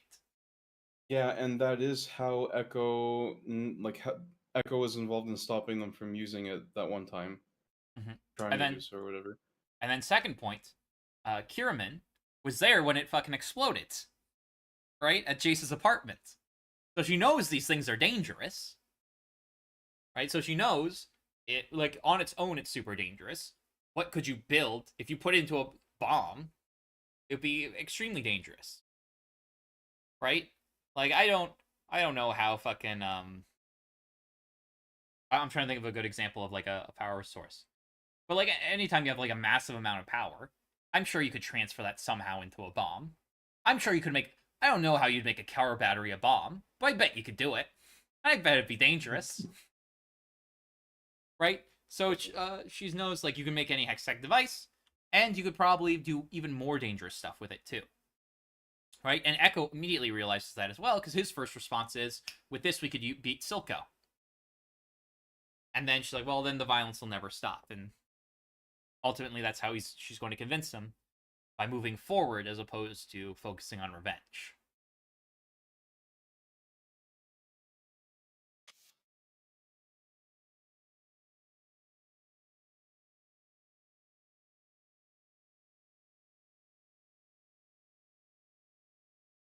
Notice, now that I think part of why this works in convincing Echo is this is like the first part of the speech or part of their interaction when she's not sort of invalidating his life. Like she's like, listen, what's been done. Well, though, notice it's wrong what's done to you, right? Again, a sort of abdication of responsibility. Someone somewhere has done something, and it wasn't good. Interesting. Yeah, so she didn't say like what we did, what they like, what the enforcers did, just what. Yeah, interesting. Yeah, like somewhere, one day, on November 11th, some guys did some bad things. Okay, but right, and she's appealing to what sort of Echo cares most about. Right, because Echo has sort of learned by this point that the dead don't come back, and there's nothing you can do to help them. But you can help people in the present. And so her whole argument's going to be, going forward, what sort of future do you want? this is sort of the best way forward.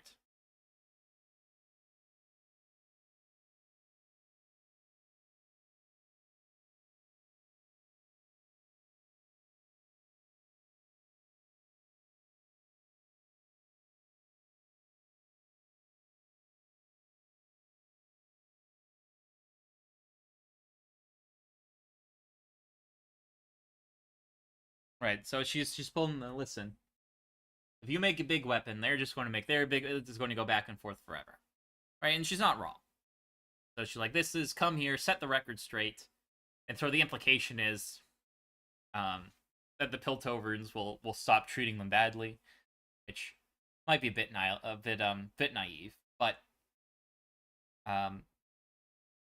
she has that sort of last line. I think is what's really doing a lot. Where is it? Right, this scene needs healing more than I ever realized. Right, this is, although she's been abdicating the entire thing. She's like, okay, maybe we don't really, maybe my view of reality isn't entirely congruent with reality itself, and maybe by extension, people in charge have a sort of warped view of reality. And by bringing our sort of understanding more in line with how things really are, we can sort of find a way to move forward that benefits both parties. That's the sell anyway, and I mean, as it seems a bit naive, but it's good. It's convincingly good because she set up this dichotomy where it's like, you can try this violent route, it won't work. This might work. Let's try it. And Echo, faced with the choice of either possibly getting what he wants or not getting anything he wants, decides to bet on a dream.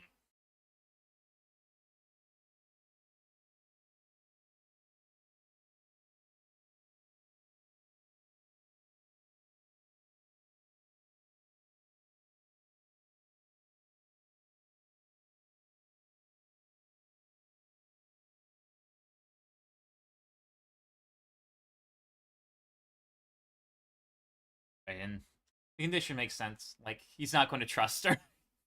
Like, okay, Filthy, here's the stone. Tell me when we have rights, please. Right, I think probably she's got him enough. Like, well, I'll take you to someone who's like in power, who legitimately has power, and you can try and negotiate something with him. And ultimately, it's a good move because it's not entirely committal on Echo's part. He can show up, he can attempt a conversation, and if things don't go well, he can leave. He can just fuck off back to the Undercity, right? He can make a run for it. So I think it's a reasonable decision for him to make given the situation. What do you think?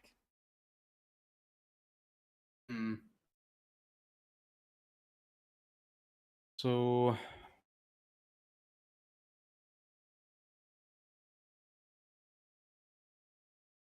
what exact decision? Like, He wants just initially, the fact that he's going to help them. yeah, because he initially wants to keep it, and then Caitlyn changes his mind, which I think it was a reasonable.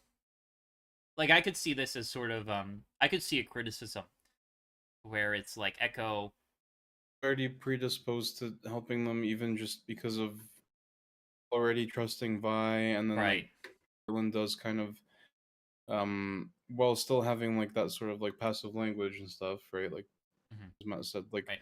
I could see an she argument still that it's like such a long shot, and he doesn't trust the Piltover government. Even if he trusts them, you might not reasonably expect anything in return from the government. Like, he'll just show up, they'll take it, and keep going the way they're going. But I think enough has been sort of presented that it's worth the risk, and he's sort of minimized the risk by doing it personally.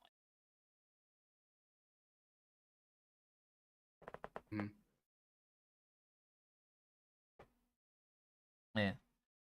All right, and now we have Jason Victor. excellent.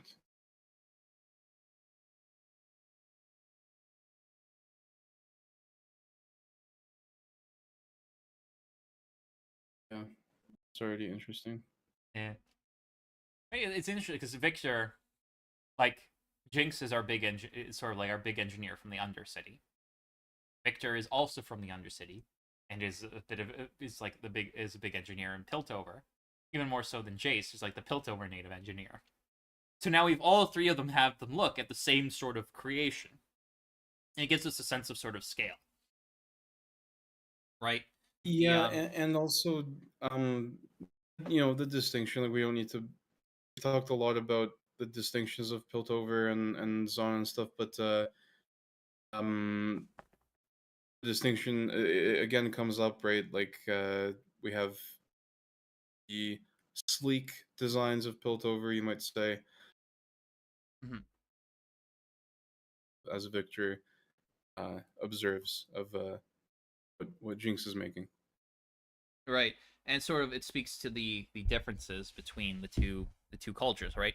It's crude, but the engineering's inspired, which sort of makes Yeah, sense given the Undercity. Zo- Like they don't have a Zon lot to work with, but they do the best with what Zon they got. doesn't have Heimerdinger to be bringing you safety regulations and checking if it's up to code.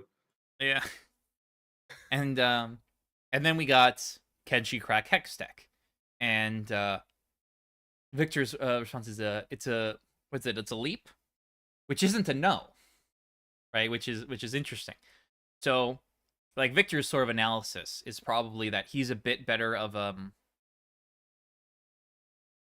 he's probably better as sort of a scientist and an engineer than Jinx is. That's his assertion essentially, or that at least him and Jace together can do better than she can. Which he may be wrong about because she goes on to crack it. But well, maybe not wrong. He says it's possible. It's just a bit. It'd be very difficult to do, and she does it. But it's interesting. I think a fair bit that Victor's the one who gives the analysis, and Jace is the one asking for it. Right? Jace hasn't looked at it and says, "Oh, okay, this is crude, but she's done this well. I think she's probably not going to be able to do this, or she might be able to do this." Right? It's not him who does that. It's Victor. Further sort of reinforcing both the divide in their roles within the society. Victor has maintained that sort of scientific role, whereas Jace has shifted more and more away into the political role. But also might indicate a little bit of their capabilities. It might not. Jace might have his own opinion, and he's just consulting and getting Victor's. Just right? cut out for that last thing. It might not. Oh, it might not be the case. It could be the case that Jace has an opinion. Oh, it might not be the case that Jace doesn't feel right. My position was Victor's the one who analyzes it and comes up with, this is what I think. She could do it, but it'd be very difficult. It's probably not very likely, right? So it may be the case that Jace has gone to Victor because Victor is the better of the two in terms of like inventing, right? That could be sort of I don't really know if she can or can't. I'm going to ask Victor. Or alternatively, it could be the case that Jace has gone through it. He's formed a conclusion, but now he's consulting with Victor and he wants a second opinion. And so he might think she can definitely crack it, or she can't definitely crack it, or she might be able to crack it, and then now she's just going to Victor to get a second opinion to sort of round out his analysis. Because by the end of it, when he's talking to Mel about the explosives, he talks about their ingenuity a little bit, and he indicates that he thinks they might be able to crack it, or will eventually crack it. And so it could be either one of those two things. But it's a minor note, because the big fight of this scene is whether or not they're going to build the weapons.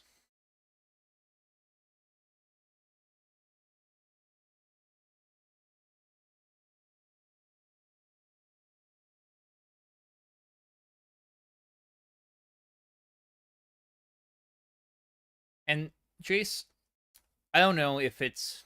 I think probably it's more unsureness than it is, like, good politicking. But Jace is not presenting any opinions. And he doesn't throughout this conversation, I don't think. He's only asking questions. Which is, like, a good move to do, because it gives you more to work with. It makes everyone feel heard. and it prevents people from being like too mad at you. Like if you don't like, you're hearing everyone out and you're getting all these different perspectives that can sort of round out what your view is. But Jace doesn't seem to have like the political maneuvering understanding to realize why these would be good things. So I think my interpretation is Jace genuinely doesn't know what to do right now and doesn't know what's right or what's wrong or what the next step should be. And so this is why he's so focused on questions instead of like, because usually he's going around he's more of I don't know if it's right to say he's more of a statement person, but typically like for this entire thing Jace has been on the forefront. He's been making the decisions, right? They're saying in the council, what should we do next? Victor goes to speaks, no, I got this is what we're going to do. He's very sure of himself. And I think now that the tension has got up and he's in his both with Piltover and Zahn, and the tension between him and sort of his surrounding circle has increased, and including like specifically Heimerdinger being kicked out, he sort of has very unsure of what to do next, and so he's a bit more questioning, so he can sort of figure out what the next move is. That's how I interpret his behavior in the scene anyway. Which is sort of reinforced by when Victor at the end tells him asks him, you're not really considering this. He says, I don't know. So I think genuinely just doesn't know what to do next. You have any thoughts, or should we continue? Let's go ahead.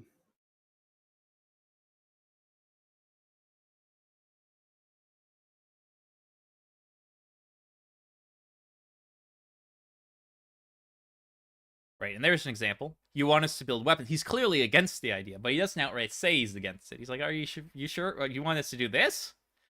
And then Victor, of course, is the very anti-weapon position. We talked about this a fair bit at the beginning of the stream. And I think we talked about this scene specifically. So we'll go through this one a bit faster, especially because it's how much time everything's taken.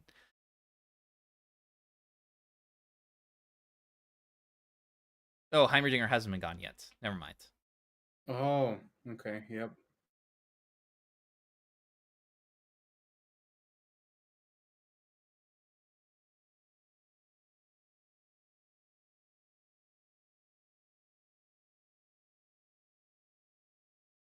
Right, and once again, we have the great facial expressions as he's considering what she's saying. He doesn't really know what to do, and that sort of confliction of what's best in these positions are very evident. Like looking around, he's breathing a bit heavily. Right? And ultimately, Mel, because she's good at what she does, I would say she's the best manipulator in the show, but she doesn't push the issue because he's obviously conflicted. Like, the decision's yours. Adding pressure, but delaying it a little bit so she can have a bit more time to work with them, or a bit more time for him to reconsider positions.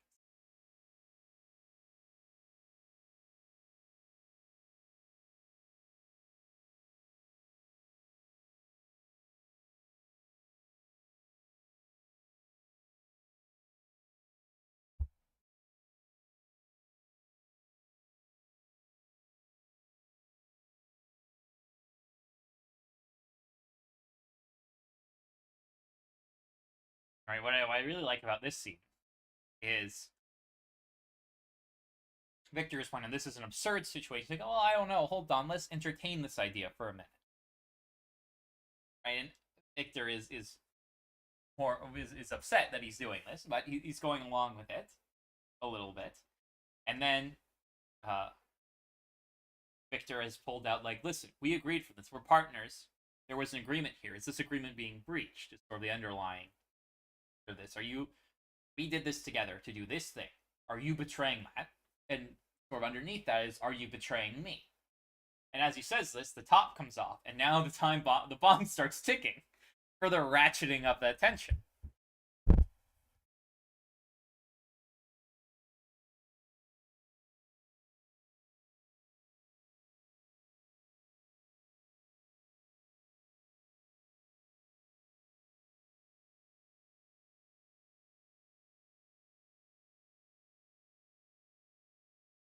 And then Victor is always a choice argument, as he is now diffused a bomb, like he wants us to defuse the situation. So there is kind of a slight thing where if you look how he diffuses it,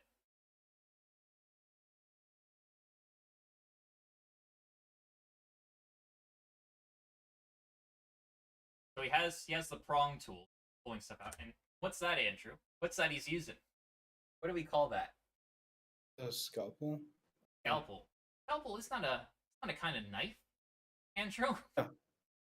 Isn't a knife a kind of weapon, Andrew? Were you? I'm saying there's. What do you mean? Well, I'm saying, on one hand, you can look at it like he is focused on less violence. You don't need to destroy the bomb. You need to defuse it. That's the point.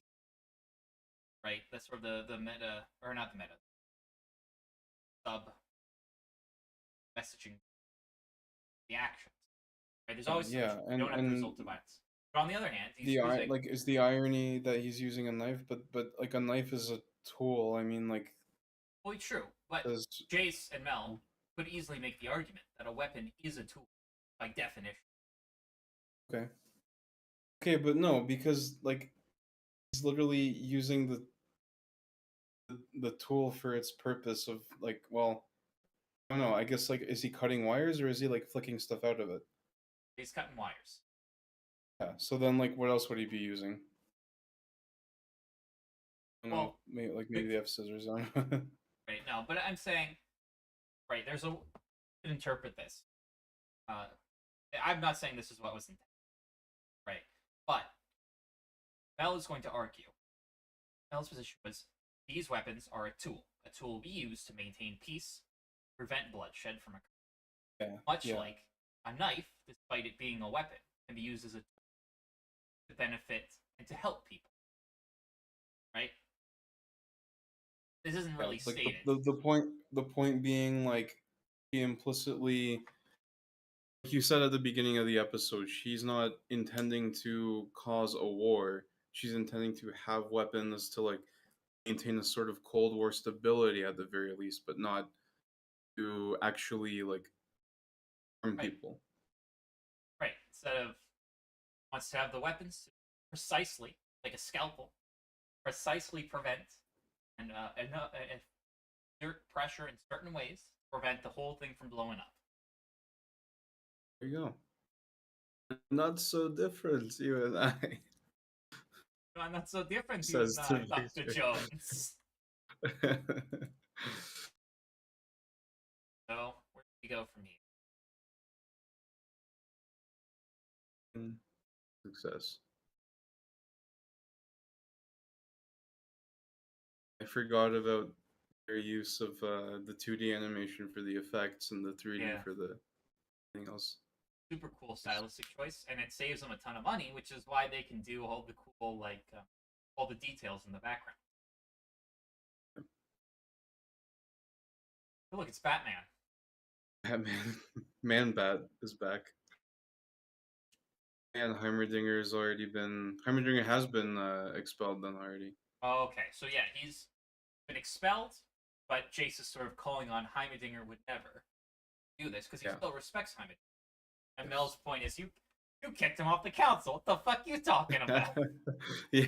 You guys, since we're showing shit, you exiled him. What the fuck are you? Right? So, and Hector. Oh, there's Heimerdinger, and then we have Hector. Now, Victor. Now we find out how he smuggled it in here. And the relationship with Jace is just getting worse. Oh, that is a hard. This is like some sort of soft metal he's using there. Yeah, I really like this. Talking about like climaxes and stuff. There's very much like a tension rising right here because all these character conflicts. Like there goes Jace's immediate decision. That there's a hint that we need to be aware of for the future. Hold these on. guys start working together. There's something about that firefly. Yeah, like it's robotic. Yeah, and you don't. I first time catching it. Has big eyes. Right, it's big eyes, but it has like a very platy, right, which is setting Mm. up for when the fireflies show up at the end of this episode. Hmm.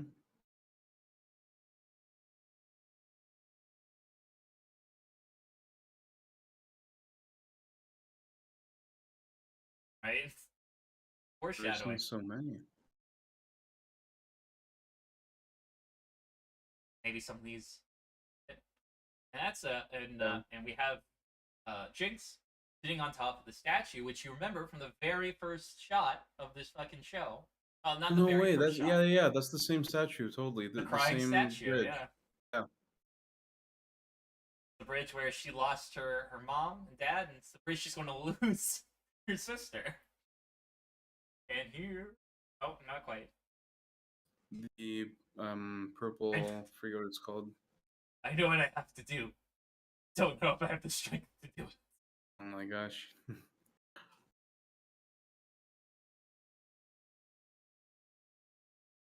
Very Healy style hero, you could say.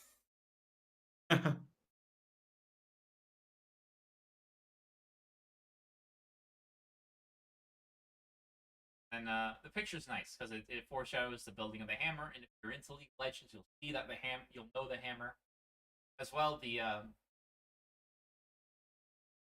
It's sort of a cute, like, this is how he perceived himself as it was superhero. And reality showed up, and he's like, I'm not sure about this thing. It doesn't seem like. But it's sort of an interesting. It's a little funny. It's a little also sort of an interesting. Show is very much about violence. You could argue, sort of a little bit of a criticism of heroes as a concept. A single-handed vigilante going around beating up people, and to some degree, it works, right? Because Jace Maybe. I ends up mean, killing the kid, and in like real life, when you have people like Phoenix Jones running around punching people, sometimes they get the wrong guy. Regular police get the wrong guy, and they have way more resources than just some guy. So yeah. But unlike Yeah. Phoenix Yeah, Jones, I like what it says for the character though. Like for right? it, like Jace kind of does have like a certain amount of pride about him, right? Like that's the whole thing of like, hey, I'll make you like my secretary or whatever. Like I got you. Like when you're little, you had these imaginations and whatever, and it's like now you kind of have to, but you're also like, I don't know what the hell I'm supposed to do. All right. So it is nice. Yeah, I explained that very well. Hopefully, it made sense. And we don't know where Heimdinger's going, but once again, what do we see? What color are the lights? We have green. We have It's the green, ship. so we already know it's gonna be Zon. Right? The same thing we saw in like the first episode. As you leave, there are visual indicators setting up where they're going. Hmm.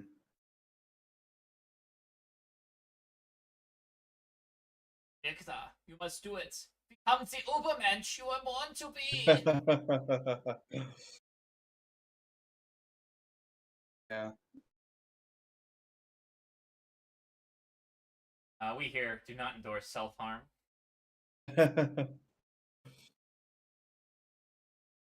He has But a it's certain amount also, of controlled amount of that stuff, I guess, right? I would He's also not turning suggest into like a zomboid. I would also suggest there's a little bit of a hypocrisy going on here. I think I see a hypocritimus, Mm, right? why so? Victor's whole thing is he doesn't want to use the weapons. He doesn't want the he wants to improve the lives and whatnot, and he doesn't want to use these things because of how dangerous they are, and how they'll ultimately hurt people and kill people. But it's Victor Oh. who, through his obsession with this device that Heimerdinger warned him specifically was an insanely dangerous weapon that would destroy thousands of lives. It's him who kills someone they care about. Not Maybe not hypocrisy hypocrisy. because Poetic irony. this is poetic irony for sure.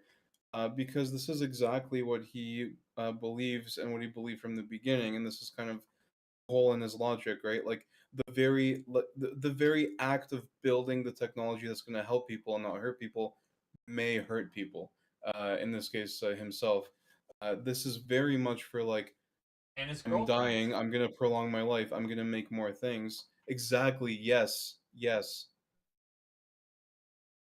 There's collateral damage. There's unpredictable, unforeseen things. The safety is a significant thing. And this leads him to the conclusion of not only shall we not make these as weapons, it's over. Right, we're Right. getting rid of them. He goes all the way to Heimerdinger's position. Yep.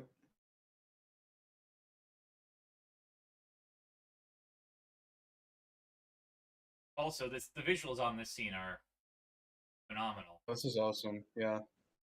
Visually, like a very intense scene. And there's fucking it's very powerful, both in like imagery, but also how it's right. We have these bright colors flashing, and these a lot of flickering, a lot of this very fast, violent shaping, which sort of indicates one, this thing's fucking dangerous. Be careful. But also, it indicates that the violence at which, like how altered Victor is be as a result, right? We see the impact, and so we know that the result is. And also, brief color work here. We have Echo, who's glowing green, going towards a blue door opening. Right, we have the Zonite coming into fill.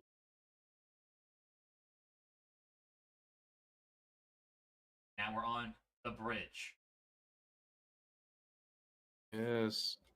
I will Also- note here that in 10 minutes I will have to head out, Okay, we have so we 12 might not minutes quite left of get this show. the whole thing. Okay, let's go through Okay. it. Let's try and go through it. We I will point we've out. been doing like a minute every like 10 minutes or so, so we might not get too far, but yeah. I'll go through it as quickly as we can. One thing to note: lights here, floor is blue. Built over controlled it, but the lights are all yellow, right? Which is blue and yellow make, or blue and green make yellow depending. Good like intermediate color. That does make sense in terms of it being like neutral territory. Right, it's literally the bridge between the two.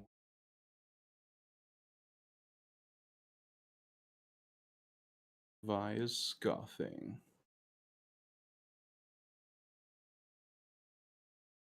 I just want to go back. Hopefully nothing bad will happen.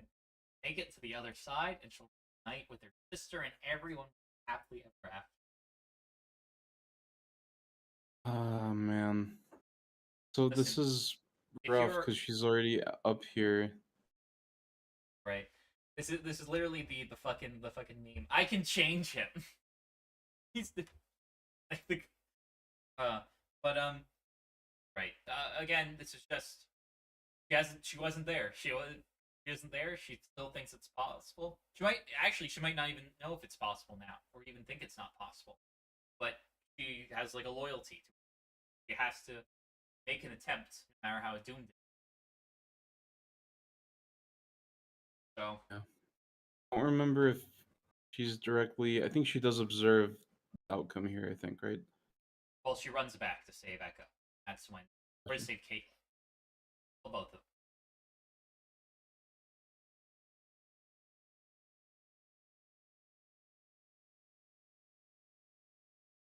Echo. I think Echo kind of gets it.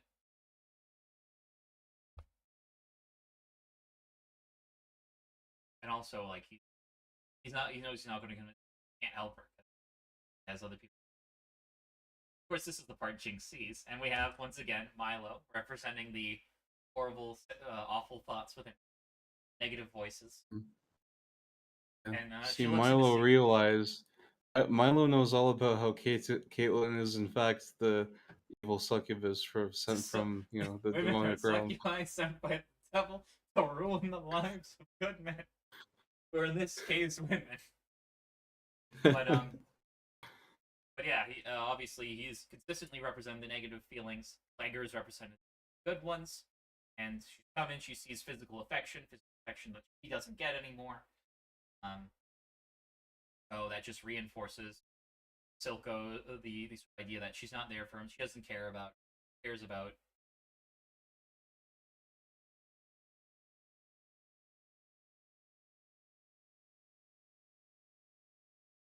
She's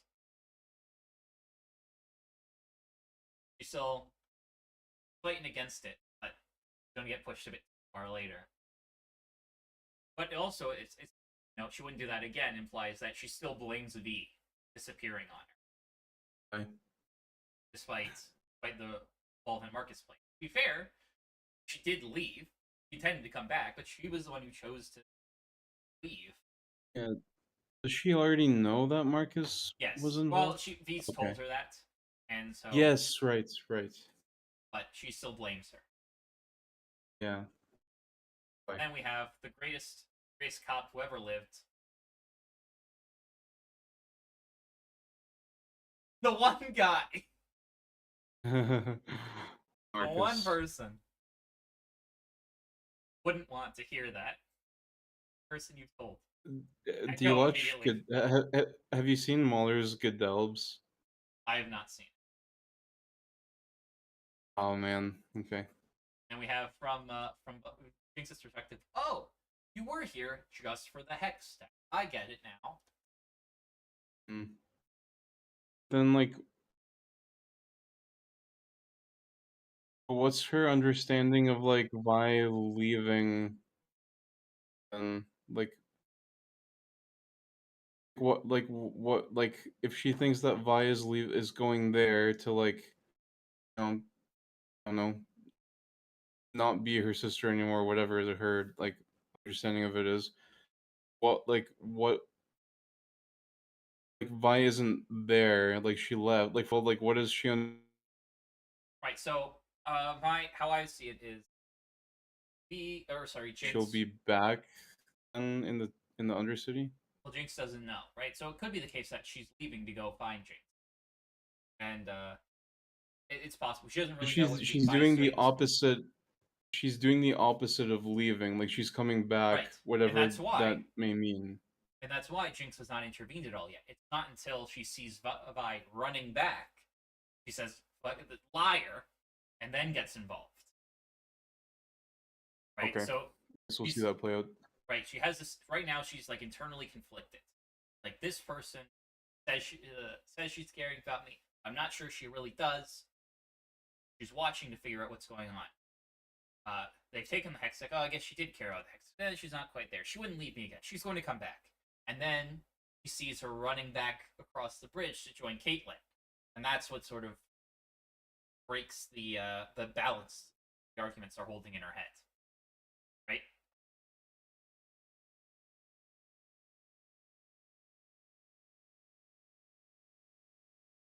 Right.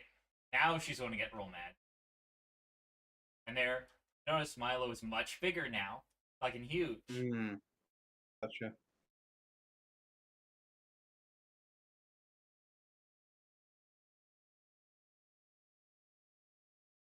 No, I can't pull the trigger. There's just. All right, this setup is really great. We have Jinx now has convinced that is now mad at her sister. All this stuff, convinced that she cares about her more than Caitlyn, more than her. Right? Marcus has always wanted to do the right thing, and just never been able to. And so now he has to kill a subordinate, right? Which is like the one thing we've seen about Marcus is that despite all of his faults, he does care about his subordinates. And now he has no choice. Well, he does have a choice, but he doesn't have a very good choice. He has to kill his subordinate if he wants to stay in power and whatnot. So he's obviously having a big moral dilemma with this. And there's all the firelights coming. Wow, there's so many. They're so pretty. What could they be? If only they had shown us like 5 different times, very subtly, some setup for this. I notice as well as they land, it's a metallic clank. When you hear that with a real bug, they're not made of metal. And then in the reflection, we see like the wings that were on the same butterflies we've seen making, and we've seen a couple of times prior. Yeah, man. Honestly, I If you look in didn't. the I just background, completely didn't pick up on this initially. yeah, I didn't see This it till like firelight looks completely different from the other one. it does. It might be the case that the firelights do look a bit metallic, and that's just how we Like saw she it. probably just made a bunch of different kind, like O2 being the same or whatever. Bored of making the same one over and over again. And Blam. boom goes the dynamite. And I like how it's simultaneously like this very beautiful firework display that's killing a ton of people. Jinx has sort of that dichotomy where the things she makes are can be very pretty and they're very right and they're very cute, like the monkeys and the whatnot. Right? But they're all very destructive.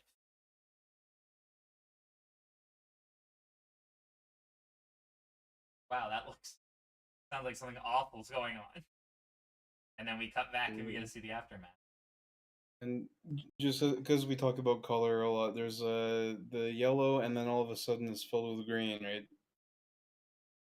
Like now, No Man's Land is kind of, green It's all side Nightland wanted. now, motherfucker. Yeah, yeah.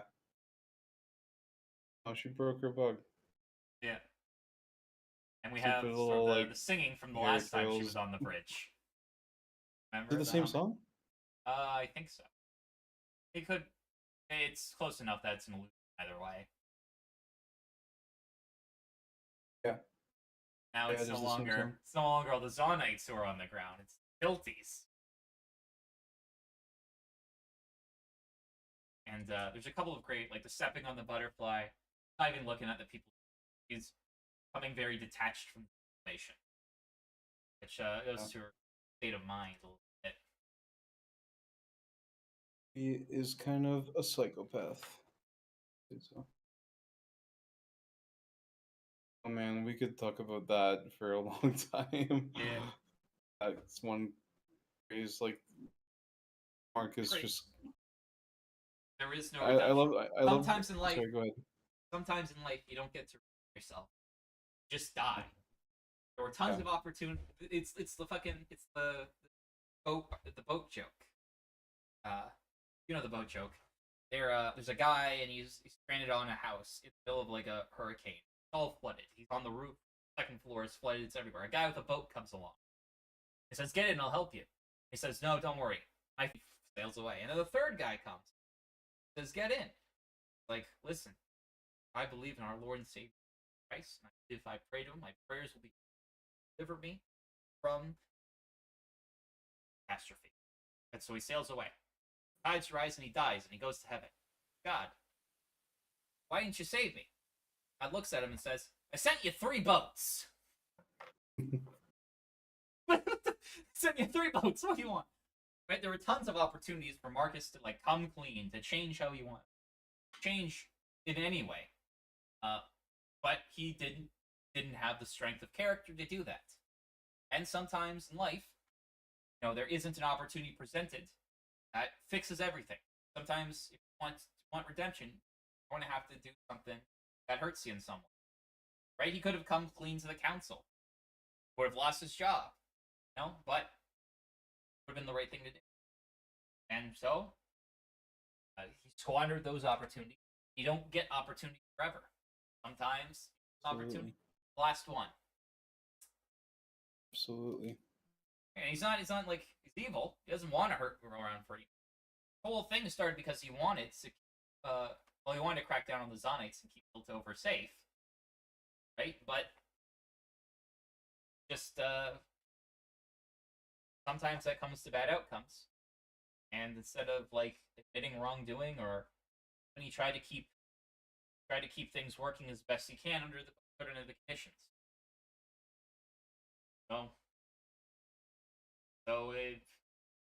And now his chance for redemption's gone. He's always going to be remembered for forevermore as a corrupt cop. What happens? Absolutely. Anything you want to say? It was going to make something almost like I was gonna almost make the same kind of comment that you did when you brought up the story. Like, yeah, like I was like, oh man, and then like, yeah, you echoed my sentiments exactly. Like, I remember listening to the EFAP take on this, and I generally agreed quite a bit with their take on that particular thing. With like, yeah, like you don't just get to, you know, you know, you can't have presumption like my kind of uh restating of the point. You can't have presumption and be like, yeah, I'll have like whatever, I'll figure this out later. Like no, like you, especially in your line of work, you could die tomorrow, in an hour, in a minute. Like do the right thing, repent, become based. Like He's also I don't know, I really right. like it. It's very much just like a time is limited sort of reminder. He also, in some ways, is a bit like Silco, right? Silco cares about Jinx, cares about his daughter, doesn't really care about much. He cares about the ideal to a bit, but doesn't care about like a lot of other people. And well, I guess he cares about like his he cares horrible things to other people to protect those things and to achieve the things they want, right? In some ways, they're very similar. Um, the big difference is Silco um cut out the people he cared about, or was cut out from them, so there wasn't anything really to threaten him with. He's also probably a fair bit smarter than Marcus is. But ultimately, you know, there are some similarities to draw from here between the two. And like Marcus, Silco also dies. And the last thing he talks about is his daughter. So I think there's some interesting parallels between the two. Which is appropriate given how long they've worked together and how closely they've worked together. It makes sense. But yeah, I think there's some interesting parallels with how they're willing to sacrifice other people, or even because he's willing to sacrifice people within his group, like his police force. Like Silco is willing to sacrifice his men for their sort of overall goals.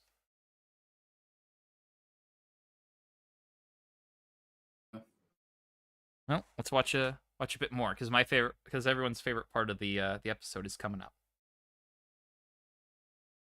And yeah, about that, we're gonna have so much to say about that. Like, I want to do it justice. But yeah,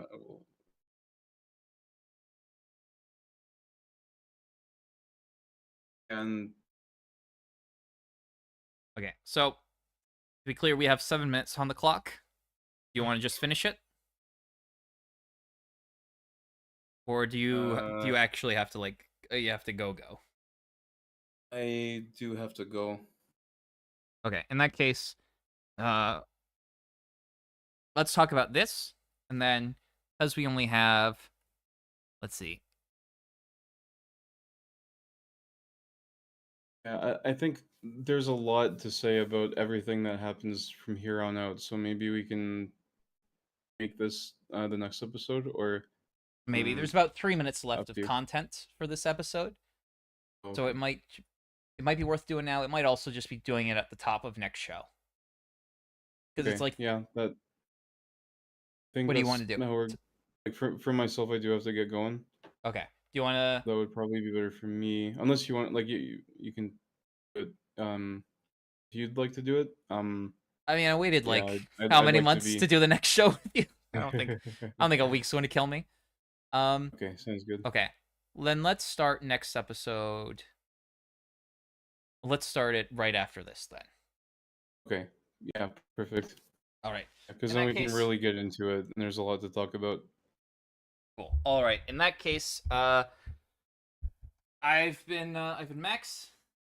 You can check me out on my website maxgang.com, or on this YouTube channel, or on any of my affiliated stuff. My website has has links to all of my stuff. If you want to check anything out, I write short stories. I'm working on a novel. and a card game. Andrew, you've seen some of the art for the card game, and like some of it. Huh. So we'll be production. I guess I can just give an update here quickly.